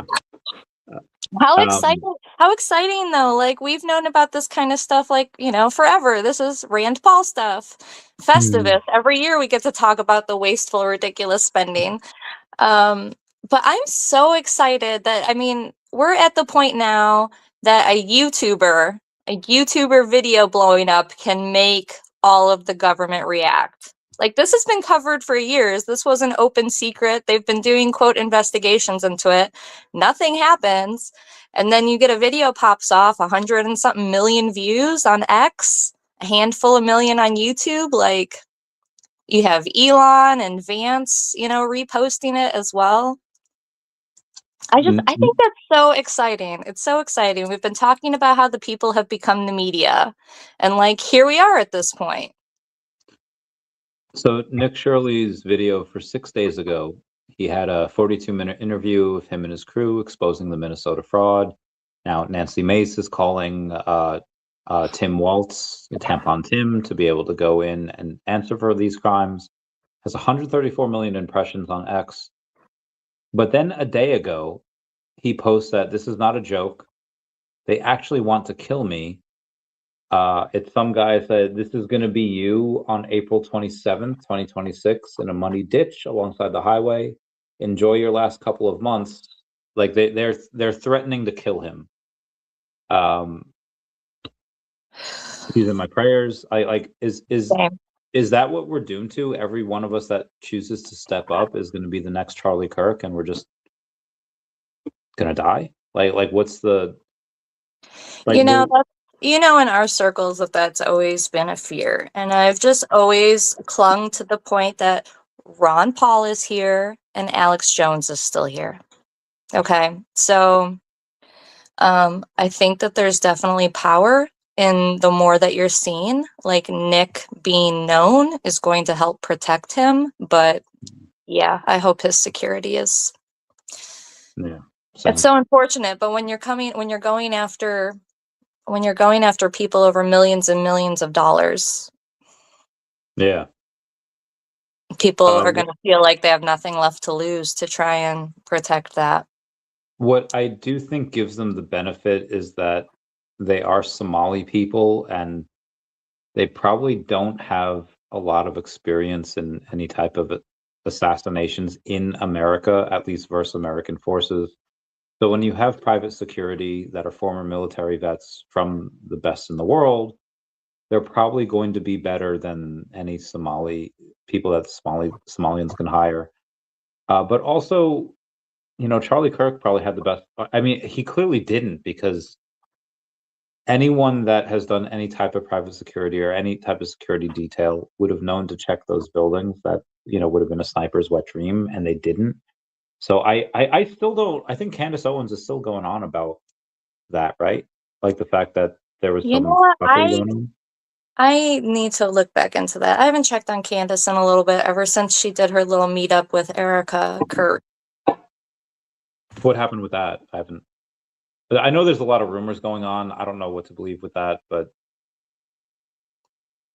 I don't know. That's been a minute since I looked into that. I mean, for JD Vance, my friend Josh Mandel he was beating JD Vance in the Senate race for Ohio in years ago. I forget, 2022. And then Trump backed Vance, and I think part of it was because of Vance's kind of like family life, and his wife is I think foreign born somewhere else, and then recently, like, I forget the name of the movie with Jake Gyllenhaal and Tobey Maguire, where Tobey Maguire was just held captive for like 2 years in like Afghanistan or whatever, being tortured. He comes back, and they thought he had died. So Jake Gyllenhaal, who was trying to comfort his wife, which was Natalie Portman, they had kind of fallen in love. And then I don't know. Do you think that it's possible that JD Vance, that has such different ideals, most likely, than his wife, was in just a noble attempt to, like, hey, Erica, like, I knew Charlie. I loved what he stood for. Thank you for supporting him. They got to know each other, and maybe through some weird mix up of emotions, they maybe got closer to intimate with each other, because they seem to be a little intimate in public. Do It you was think a that? little odd, don't you think? That's why I brought it up, because like I wouldn't have brought it up if I could just write it off real quick, but I Yeah, it couldn't was a because it little was, odd. yeah. Yeah, it gave me weird vibes too. But I also have suspicions maybe she's a honeypot. But I have seen the conspiracies, like, is her and JD Vance actually a thing behind the scenes? And honestly, from how they hugged, Wait, so what's a honeypot? like a foreign spy that comes in, Oh, like a sexy spy who comes in to be the girlfriend, the wife. so But Erica Kirk possibly being a honeypot for Charlie. okay, so I they didn't have that term back in the day, but I've known honeypots. And listen, she seems cool, and she seems, but so, like, no offense to Erica Kirk. If you're a true red-blooded American, love what you do, love what Charlie did, love what you did to help support Charlie. She's not pretty enough for a honeypot. Um, She was like a Miss whatever. I don't know, Arizona, wherever she's from. maybe But it's she's not. weird. Maybe she She's got like was. she's got like interviews after Charlie Kirk where she talks about how she didn't date anyone for 5 years before Charlie Kirk, but then there's like pictures of her dating this dude before Charlie Kirk, and then the ex-boyfriend in the pictures is now like out doing speeches with Turning Point. Yeah, and his speeches are like how to speak up like Charlie Kirk, and it's like, bro, if you were the ex-boyfriend, like So why? like maybe it's And how are you gonna be like, oh, I didn't date anyone for 5 years when there's literally tagged photos of you online with the dude, and they're all like, yeah, we are the kind of couple that goes and paints together. It's weird. so listen, Weird. I like blondes, clearly. A decent amount of my exes are blondes, and I just Bro, but I watched some interviews with like actual, like known documented honeypots, and I wouldn't think they're the hottest thing either. And I think that might play into it. That they're like pretty, but not the prettiest. So maybe it lowers suspicions. Because oh the interviews I saw too, I saw this, I thought the same thing. I'm like, I would not think that this is the girl that they send in to get the yeah, secrets and get in the bed. But I think that that might be part of it. that's a good point because then it's too Pretty, but obvious not almost. overly. Yeah, yeah. Not overly Okay, pretty where maybe you wouldn't be interested. yeah, Hmm. that's a good point. So part of what they teach you in the military is that you can you can get someone to lower their guard if you speak their native tongue. But if you both speak the same language, that doesn't really help. So the next step after that is like, okay, if you're in Miami, well, you got to learn local sports. What are Miami Dolphins doing? What's Miami Heat doing? What are all these, Florida Marlins doing? Um, so I get like, if you were someone that was going after me, okay, you have to like Trump, you have to like Pokemon, you have to like memes, you have to like all the, so yeah, if you like that, then See, a it's lot of people, also like you think about those kind of spheres, like when you're a woman in those sphere, you even get more weight, like a female libertarian, because it's mostly males. yeah, Exactly. So it's like she doesn't even have to be super pretty if she's into the the true. weird little stuff you are too. That's true. That's a good point. Yeah, yeah, yeah. Fair point. Um, good call, then. Good call. Anyway, so we're gonna no, anyway, Erica. I'm sorry if you are or aren't. We just Did you we're just see talking here. did you see her interview with Nicki Minaj?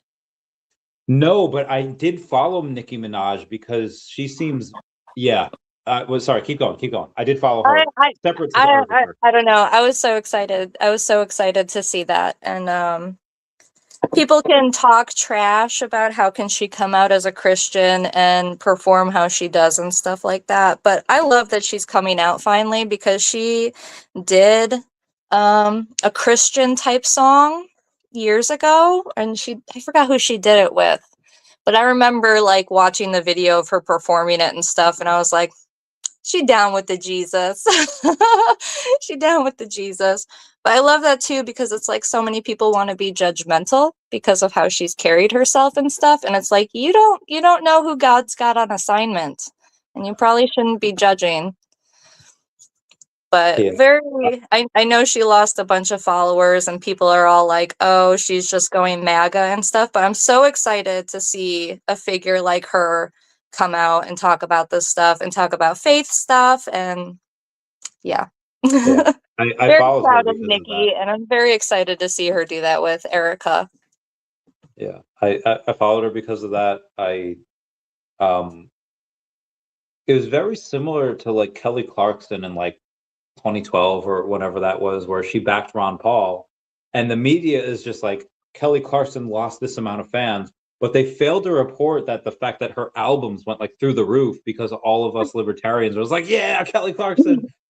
So I mean, I Yeah, think she I has don't more. know about what she might have gained in that from that same appearance. I'm sure you're probably right. I'm sure there's a lot of MAGA leaning people who then went and streamed her stuff, and all we're hearing about is she lost 2 million fans. Yeah, I followed her, and I haven't been commenting on all their stuff. It's weird. They don't show her, although she doesn't post a lot. Last post was 6 days ago, so she had multiple things 6 days ago, and then on the multiple things on the 23rd. But I even followed Kim Kardashian for a little bit because of some of the legislation that she got passed. I think last term Trump was in office. I hadn't followed her in a bit because there's some, I don't know, some really fucky shit with Kanye West, and I mean he seems a little crazy, but also maybe he was kind of made that way the last 10 years. I don't know. I don't even know if that's I don't know if that's the real Kanye anymore. Yeah. I'll be in the rabbit holes. I'm like, I don't know, bro, but he was popping off and telling his truth, and then they stuck him in the mental ward, and now he came out totally different. So I don't know. What's the most recent rabbit hole you've gone down? Woo, what rabbit hole am I in? Have you ever seen the movie Field of Dreams? Yes. What do you remember about it? Did you like it? Was that So I remember that Hey Arnold ripped it off, where in the movie it's like if you build it, they will grow, and in Hey Arnold, Stinky is entering this like big pumpkin patch contest, and he's just like, all right, dig this, do that, hot dog, I did that too, and then he has a dream where like God's talking to him, is like, if you plant them, they will grow. So I was like, okay, let me plant these pumpkin seeds, and then he has like the biggest pumpkin. So but yeah, he builds a baseball field. These, was it the 1926 White Sox or 21 White, like old as 1919? old as baseball team comes, like if you build it, they come and they play. And uh Kevin Bacon, or no, I am bad with names. but yeah, good movie, like baseball.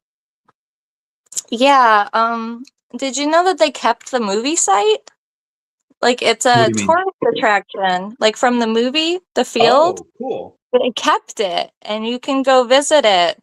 And they have ghost bass players that cosplay and come out of the corn. And Oh, that's so cool. so, I've been researching like energy nodes on the earth and stuff like that, and I was like, so why did they build this field just out in Iowa? And they decided to keep it, and now they've made a Major League Baseball, like, so the Major League players can go play there every so often for special games. And why are they cosplaying these ghosts and shit? But yeah, it's right at where two creeks meet at each other. And then I was tracing, and at at the source of one of these creeks is a quarry. They're pulling up lime and limestone, which is a memory keeping stone. It's literally compressed living organisms. So then I'm tracing, okay, where the hell does this little creek that they decide to build this fucking thing at? And I mean, sure enough, it goes along and it ends up in the Mississippi. So that's what I'm tracing. Why the hell they picked this weird spot in Iowa. It's also really weird to kind of keep a movie set and make it, yeah. So why, if you were in charge, why would you do that? What would be the reasons that you could do? Is it for and not energy manipulation, but maybe to, yeah, maybe energy manipulation. What would be the Yeah, reason? I don't know. I don't know if they might be harvesting some type of energy there. I don't know, but it's really weird that I came across this, and it's following all the other stuff that I've been pinging. They like to put baseball fields where water converges. Okay. But I mean, when you look at it from the sky, we're talking about geometry, we're talking about diamond shapes in the earth and stuff. Do you So, believe in multiple infinities or just one? like multiple timelines? Like, is that what you mean? Like Well, parallel timelines? no, but I guess that too. Well, multiple timelines is just multiple universes, and yeah, I think we both believe in the many worlds theory. Yeah. So multiple infinities is something hotel, or it's in math, it's been hypothesized like, okay, let's say you have a hotel filled with, 100 rooms. What happens if, and it could also, what happens if a bus comes with a couple buses come with 100 guests? What do you do to accommodate them? Like, well, you tell everyone to go to the next even number. So, one goes to two, two goes to four, etc. Four goes to eight, and then you have all of the people that come in on buses go to the odd rooms, and it's like, okay, well then, what happens if you do it again and again and again, and you essentially take one infinity and you put it into another. So this way there can be multiple infinities. Has that ever worked into what you were describing as far as energies and what they could potentially be doing into the field of dreams? I guess I'm still trying to understand what you're saying. How is that different from like multiple timelines? You're saying are like they more smushed together than separate? Is that what you're saying? Yeah, it's so the So like trying to contain two timelines in the space of one. So it's in. Is that it's what you're just trying to say? Maybe. you have a bigger infinity in the hotel that could be ever expanding, and then another infinity of buses that are coming, because you have the hotel that already exists that can get bigger, but the buses that continue coming, that can never be bigger than the hotel, because the fact that however many people come through the buses, the hotel can fit however many more. So it can never be bigger than the hotel, because the hotel existed before the buses came. I still don't get it. Are we Russian dolling? Is that what's happening? I guess that could be one way of looking at it, where it's just you have like a pie chart, and then it's split into, and it's like, okay, buses come, you cut it into, now it's like almost like semi squares. Now it's into different, now it's into triangles, now it's into other things. And it's just the fact that you can keep splicing and you can keep cutting in half in the same So way like that fractal, like a fractal.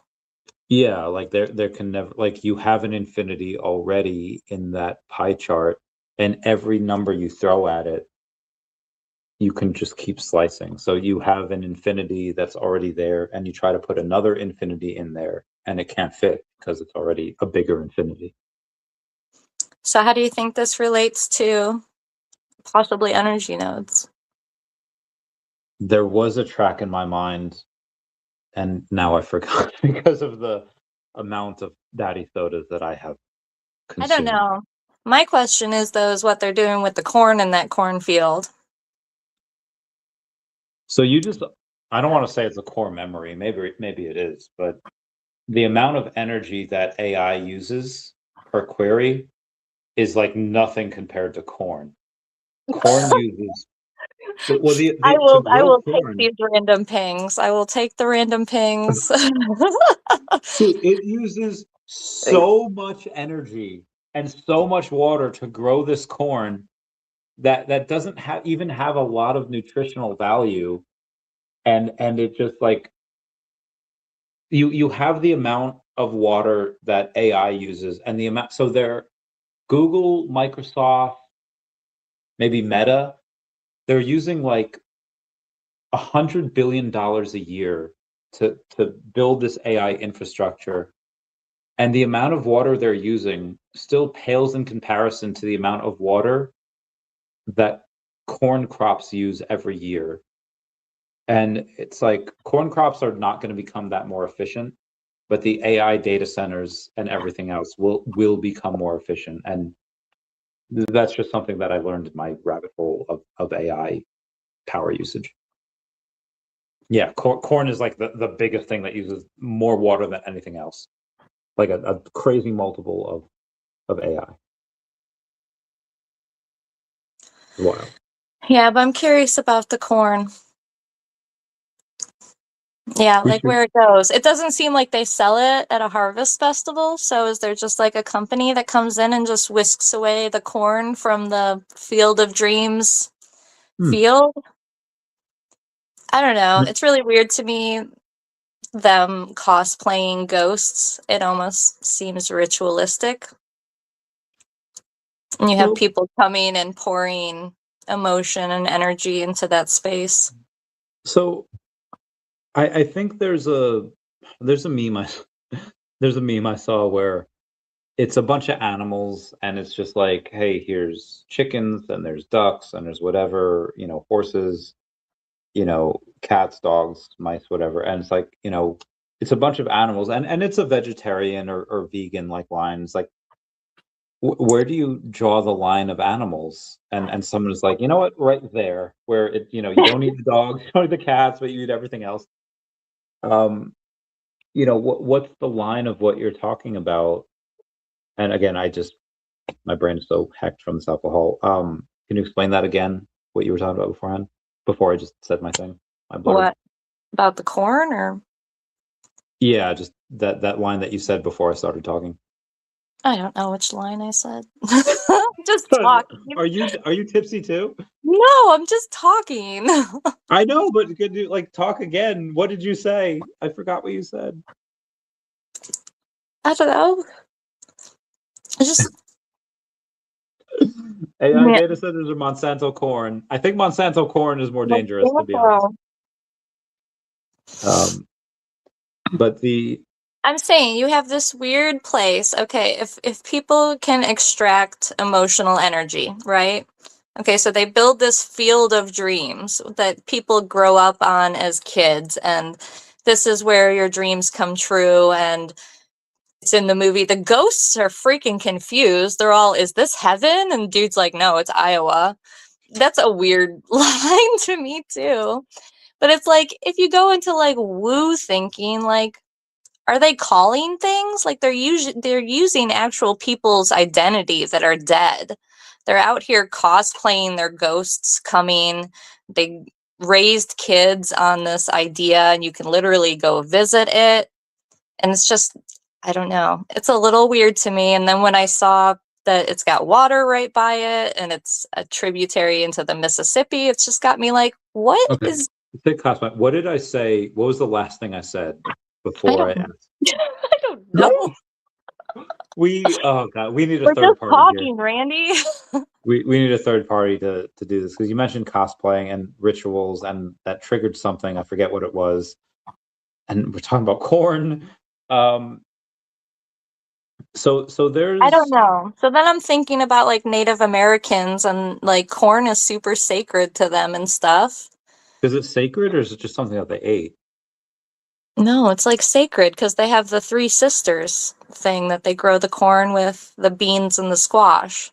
They're like Don't they three put fish sisters. with corn? No.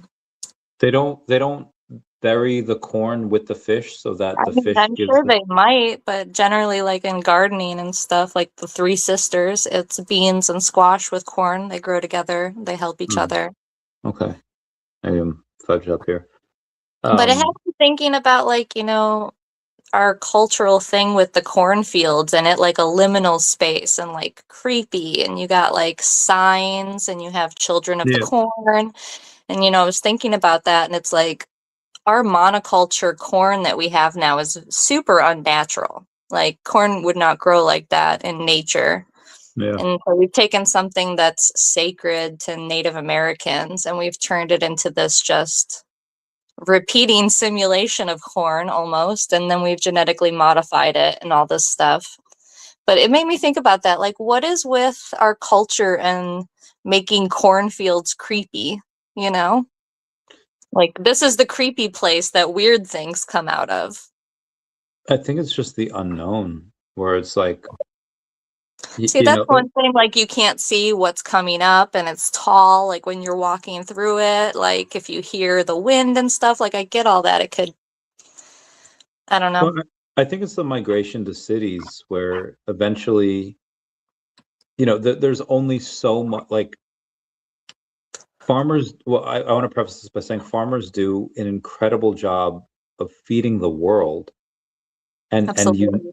you need to protect them and give, like, they should, um there should be medals and award shows and whatever, to, and there might be that we're just not aware of, to farmers that, I mean, the state fair, but I get what you mean. More than that, yeah, I do agree. Our farmers are rock stars. Like, yeah, that's, and we feed the world, and it's amazing. They don't they get enough should be credit. celebrated as such. Yeah, and they should make more money. But the Which no fact one is wants to that, hear is higher food prices, but they should make more money. and the work is hard, and the work is tedious, and it's not like you have to work at it. And there's a But lot of unknowns. The weather can come through and fuck up everything.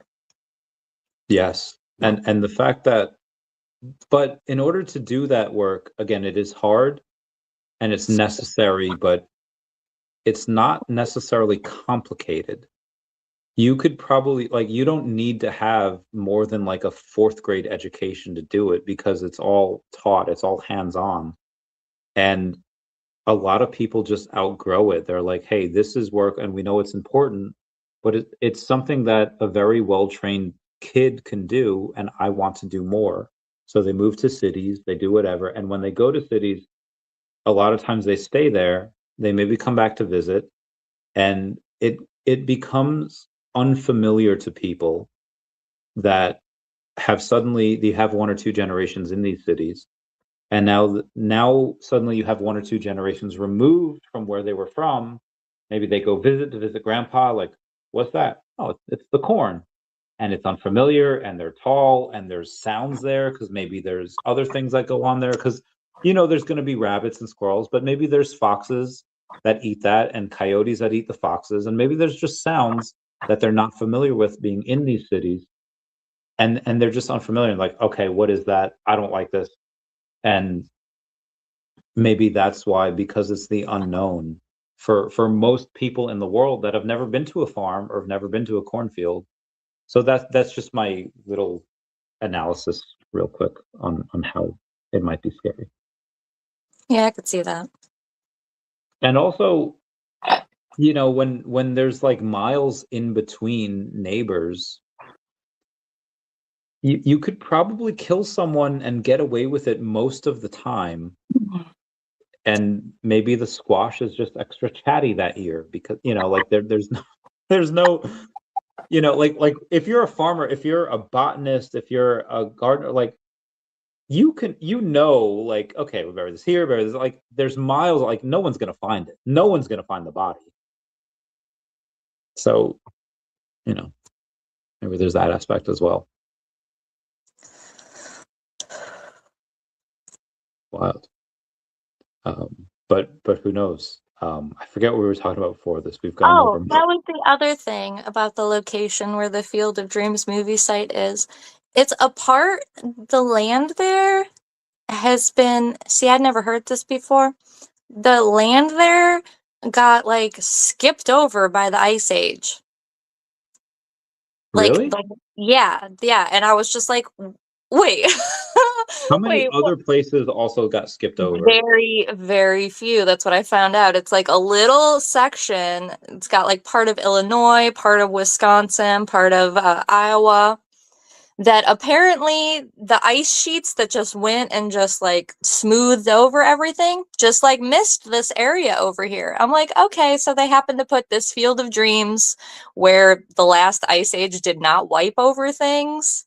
Like, I didn't even know Yeah, that was a thing. I didn't know that there I was didn't any know part of the either. earth I that figured that that affected the missed whole world. that missed the ice. Thank you. I didn't know there was anything that missed the ice age. Like, it just smoothed right past that part did not get covered in glaciers. I did not know that was a fucking thing.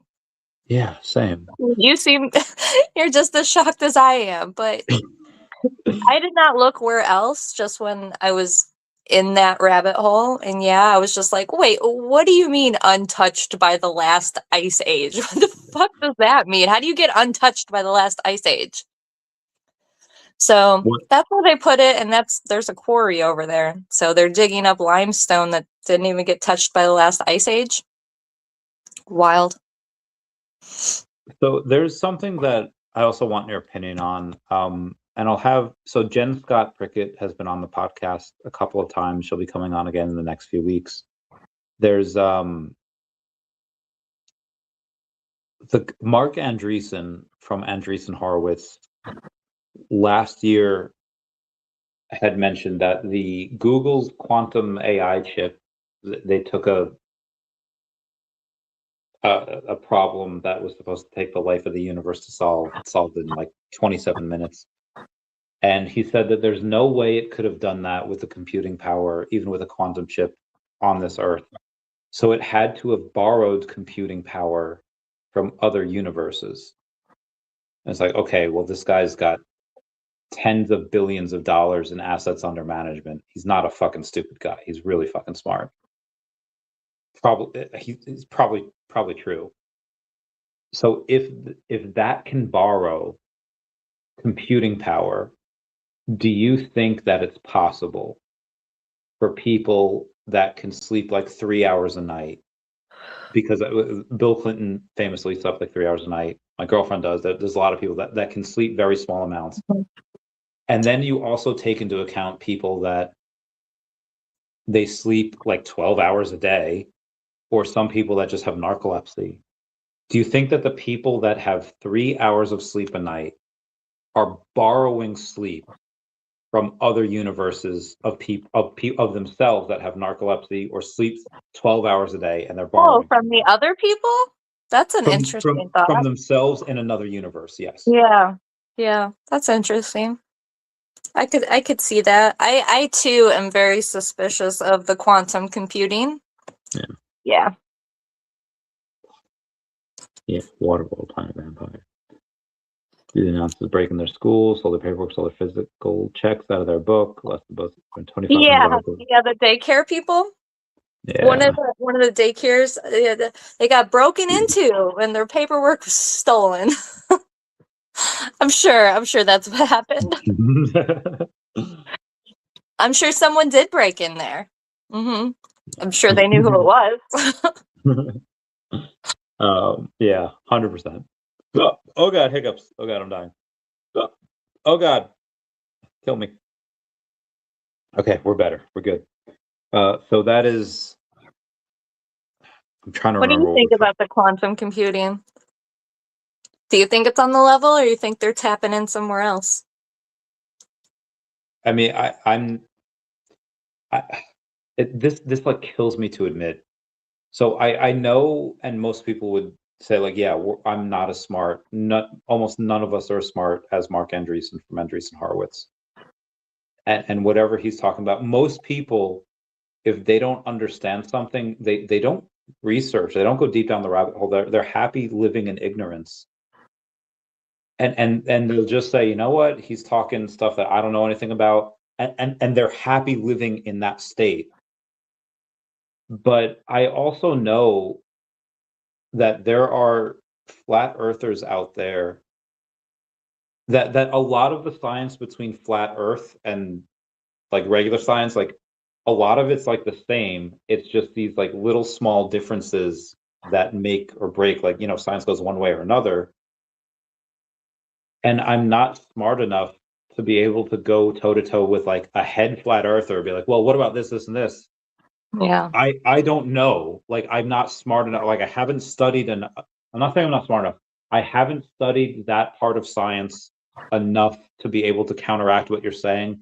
Even though I'm mostly sure that you're wrong, I just don't have the knowledge in my mind to back that up. I'm sure we could Google it. I'm sure we could ChatGPT it. We could bring in an expert that can do that. But so that's what kills me, is the fact that even though I've studied a bit of quantum and theoretical physics, and I can kind of grasp, and I agree with Mark Andreessen, what kills me is that I don't know enough to what most people would dismiss as someone that's like, oh, he's a flat earther, the guy's a fucking retard. It's like, well, what if he's not? What if he's very well versed in other things, and this is the one thing that he might have wrong? Most people have no idea how to combat that. They just like, oh yeah, other scientists say he's, you know, but the fact that we I can't disabuse him of that notion or her of that notion, that really fucks me up, because someone that is seen by society that is considered a very low IQ person, and I can't disprove him myself, does that mean I'm low IQ? Or I don't know the consequences of that, what I just said. I forget your original question, but what are your thoughts on that? No, I was just looking because I thought that the quantum computing is another one of these things that they're like, oh, we know how it works, but we also don't know how it's working. Yeah. I was just looking to verify.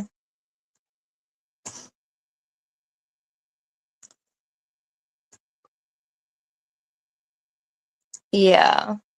I'm gonna say that's still the info. It's like the LLMs. They know what they've told it to do, but they still don't know exactly how it's executing it, which is so wild to me. There's the, yeah. I mean, for LLM again, there.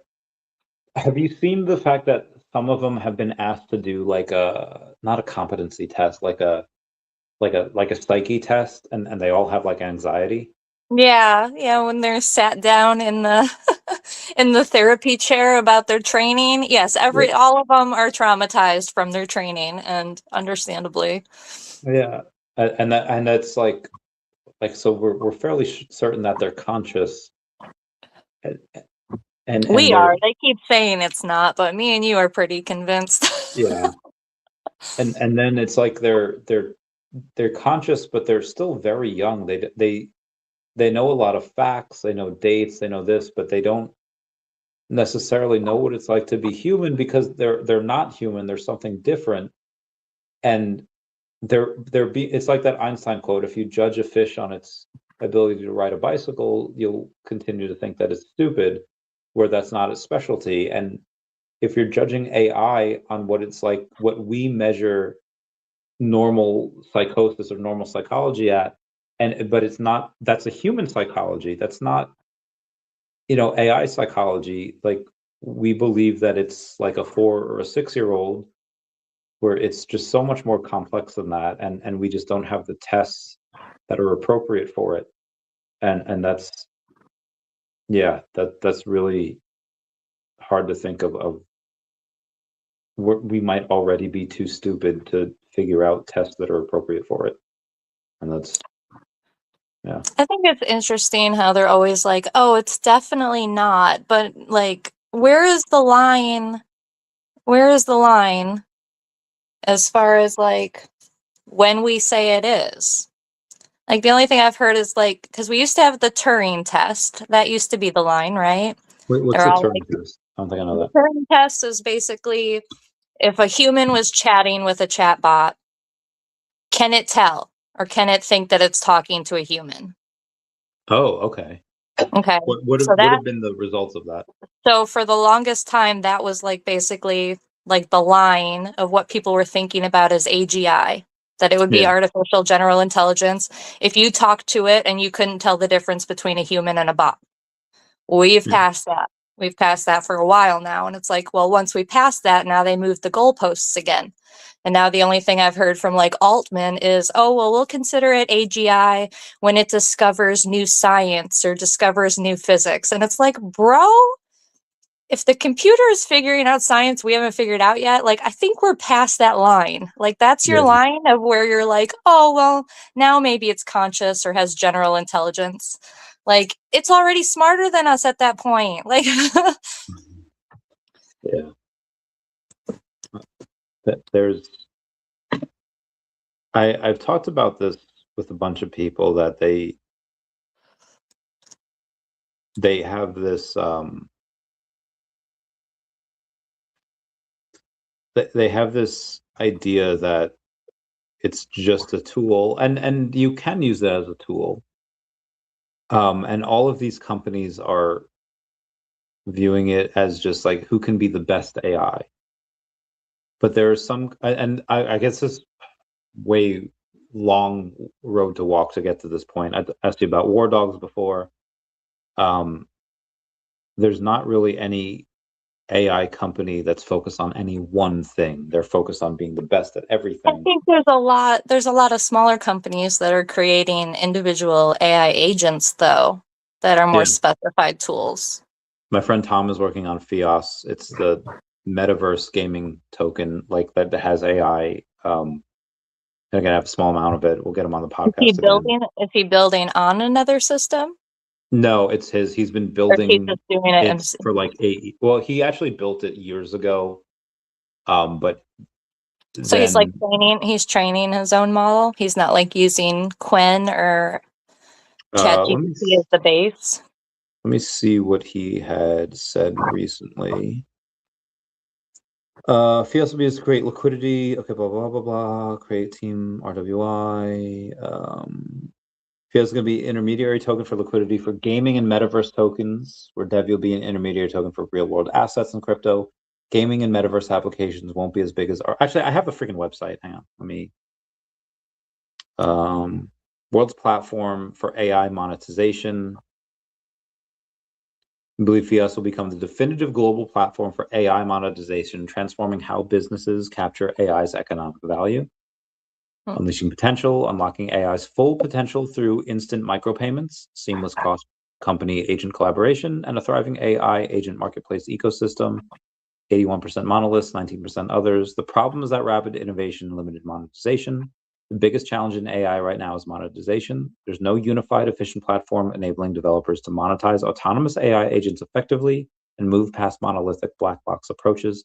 So that's the problem he's working on. The solution is an integrated marketplace, sophisticated orchestration, and instant payments with all with security and privacy. So that's the problem he's trying to solve. That's an interesting project. Got a lot of big players to go against. Yeah, because I mean like how easy could OpenAI just integrate payments, you know? Once the Clarity Act passes this month, it should be a lot easier for everyone to get virtual asset service provider licenses for ETFs and hedge funds to be able to buy it easier. So it should get a lot easier for all these companies. So there's up until 2 weeks from now, there was this, I'll tell you offline, but there was this prime broker that got bought for an insane multiple of their earnings because of the licenses that they had. It was like, it was over a 50x earnings. Like they earned X amount and they got bought for a 50x multiple. Like it was much more than a 50x multiple, but most people thought it was because of the revenues that they did and they're doing stuff in crypto, but it was really because of the fact that the licenses that they had and the bigger company that needed those licenses but couldn't get it because the regulatory waters were insane. They just bought a company that had those licenses and then they could drive the truck through wherever they needed to. That's not going to happen in 6 months from now because of the fact that it's going to be much easier to get these licenses. So there's a bunch of other companies that are going to be bought right now before that happens. Hopefully it happens in January. And that's what my friend Tom, he heads Fios and he also co-founded Devi. They have this big announcement they were supposed to do in January. They don't have the virtual asset service provider license. Once they get that, they can do their big announcement. And if they don't get that license, they'll just acquire a company that has that license and then they'll. So yeah, that's what it's looking like for finance right now. In other news, it has been totally get that. Okay, cool. It has been, we've been at it for about 2 hours right now. Is there anything we haven't gone over yet that you want to go in and say like, yeah, we missed this? Or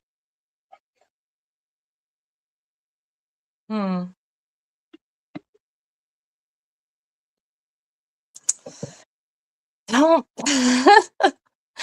don't think so. Cool. I'm glad my Psyduck thing entertained you for the first half hour. I want to know update. Are you going to keep training it? Oh yeah. So I have I will next week. I got very busy this week. I'll be the girlfriend comes in like 14 hours, less than Yay! that. And Yay! then so we'll spend the weekend together, and then I'm busy up through like Wednesday of next week, and then Thursday of next week. Uh, but then next weekend I'll be good from like the 9th through like the 13th of being able to be like, all right, we're gonna train it. But the last thing it did, what was the last thing we talked about? Where's this? All right, let's go back. Let's go back to the beginning. I said, I might want to join your project. Would you? Would you care if I joined? can we I can we haven't make played this? Pokemon since I was little. But if you're gonna try and train it, if I tried to train it too, I wonder more Okay. training data, maybe. Do you have Android or Apple? I feel like it's Android, right? Android. Okay. So you're gonna go to the Play Store, and on the Play Store, you're gonna search uh John GBC Lite LITE. You just have to send me the link. Okay. Well, I can't send you the link, but I can send you two different things. So I'll send you. Where's the? I don't know how to play. I don't know how to play Pokemon correctly, though, Randy. You're gonna have to tell me. I haven't played since I was little, so Okay. Well, who's your favorite star? Who do you want to play with? Do you want to play Bulbasaur, Squirtle, or Charmander? I usually like Squirtle. Okay, cool. So Squirtle's pretty medium choice. He defeats Brock pretty easily, very, very easily. There's So wait, are we how trying? Are we trying to get ChatGPT to always pick the same one, or do we want him to just be boss at no matter who they pick?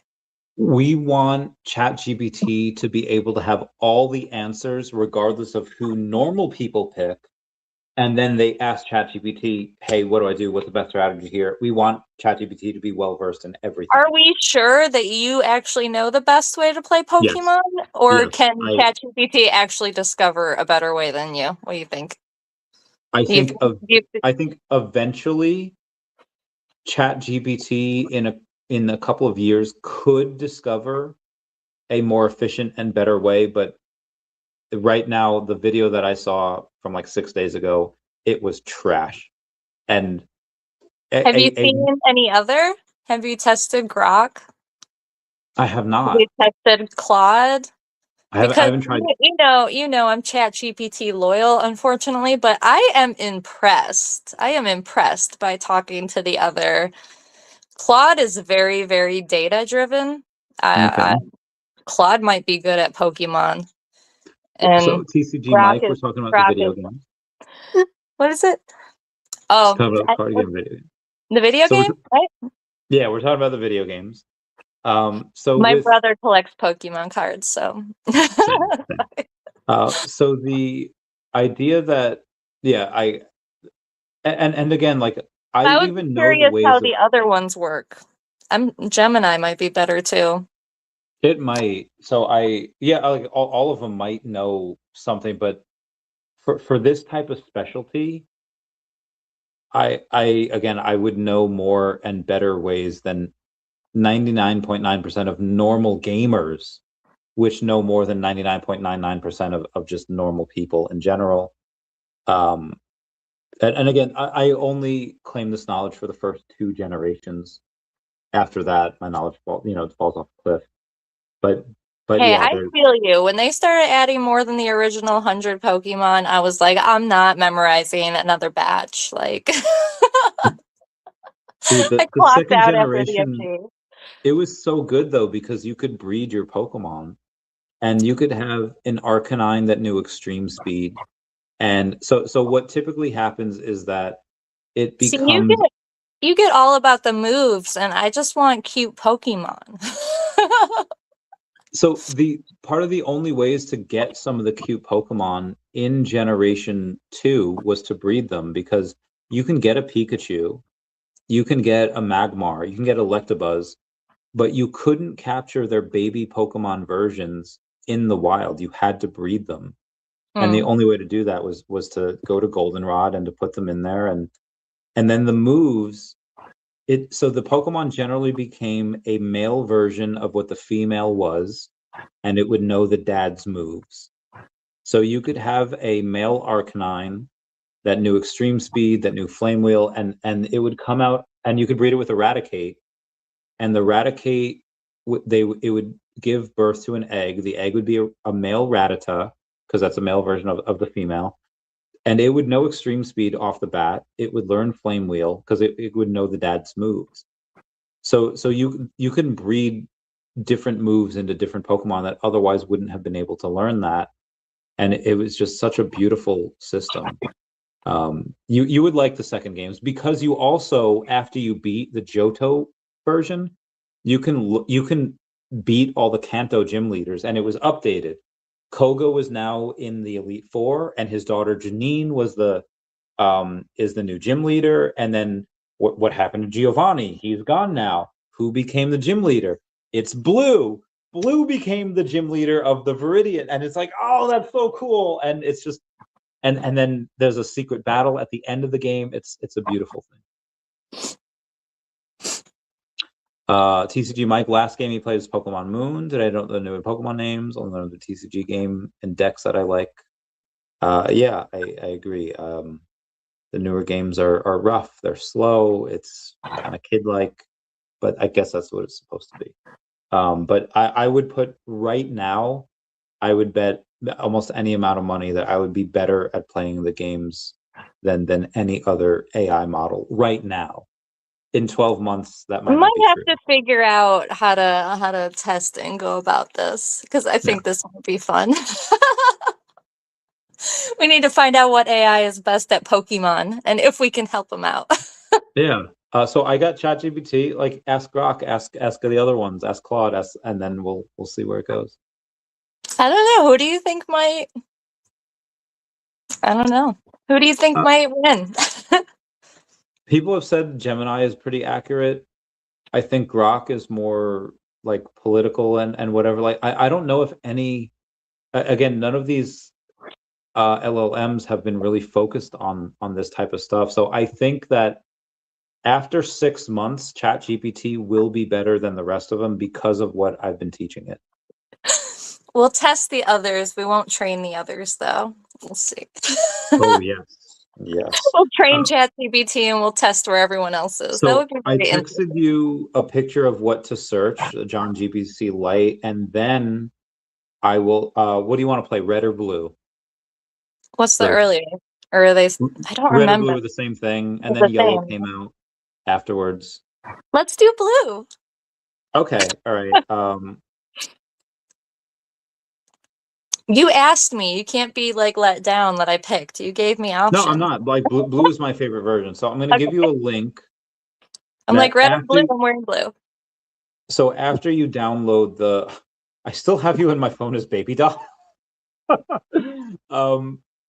So after you search the John GBC Lite, I sent you a link on a ROM for blue version, and for blue version, I gotta download an emulator and stuff.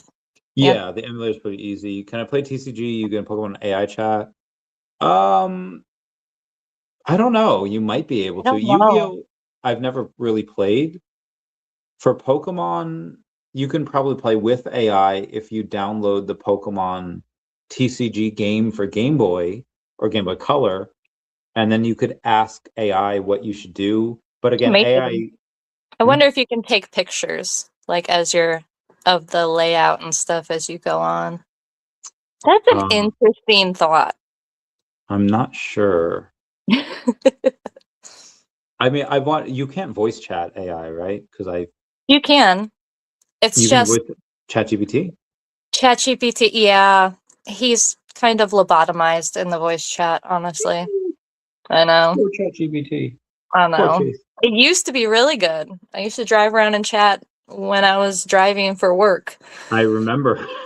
I remember you doing that.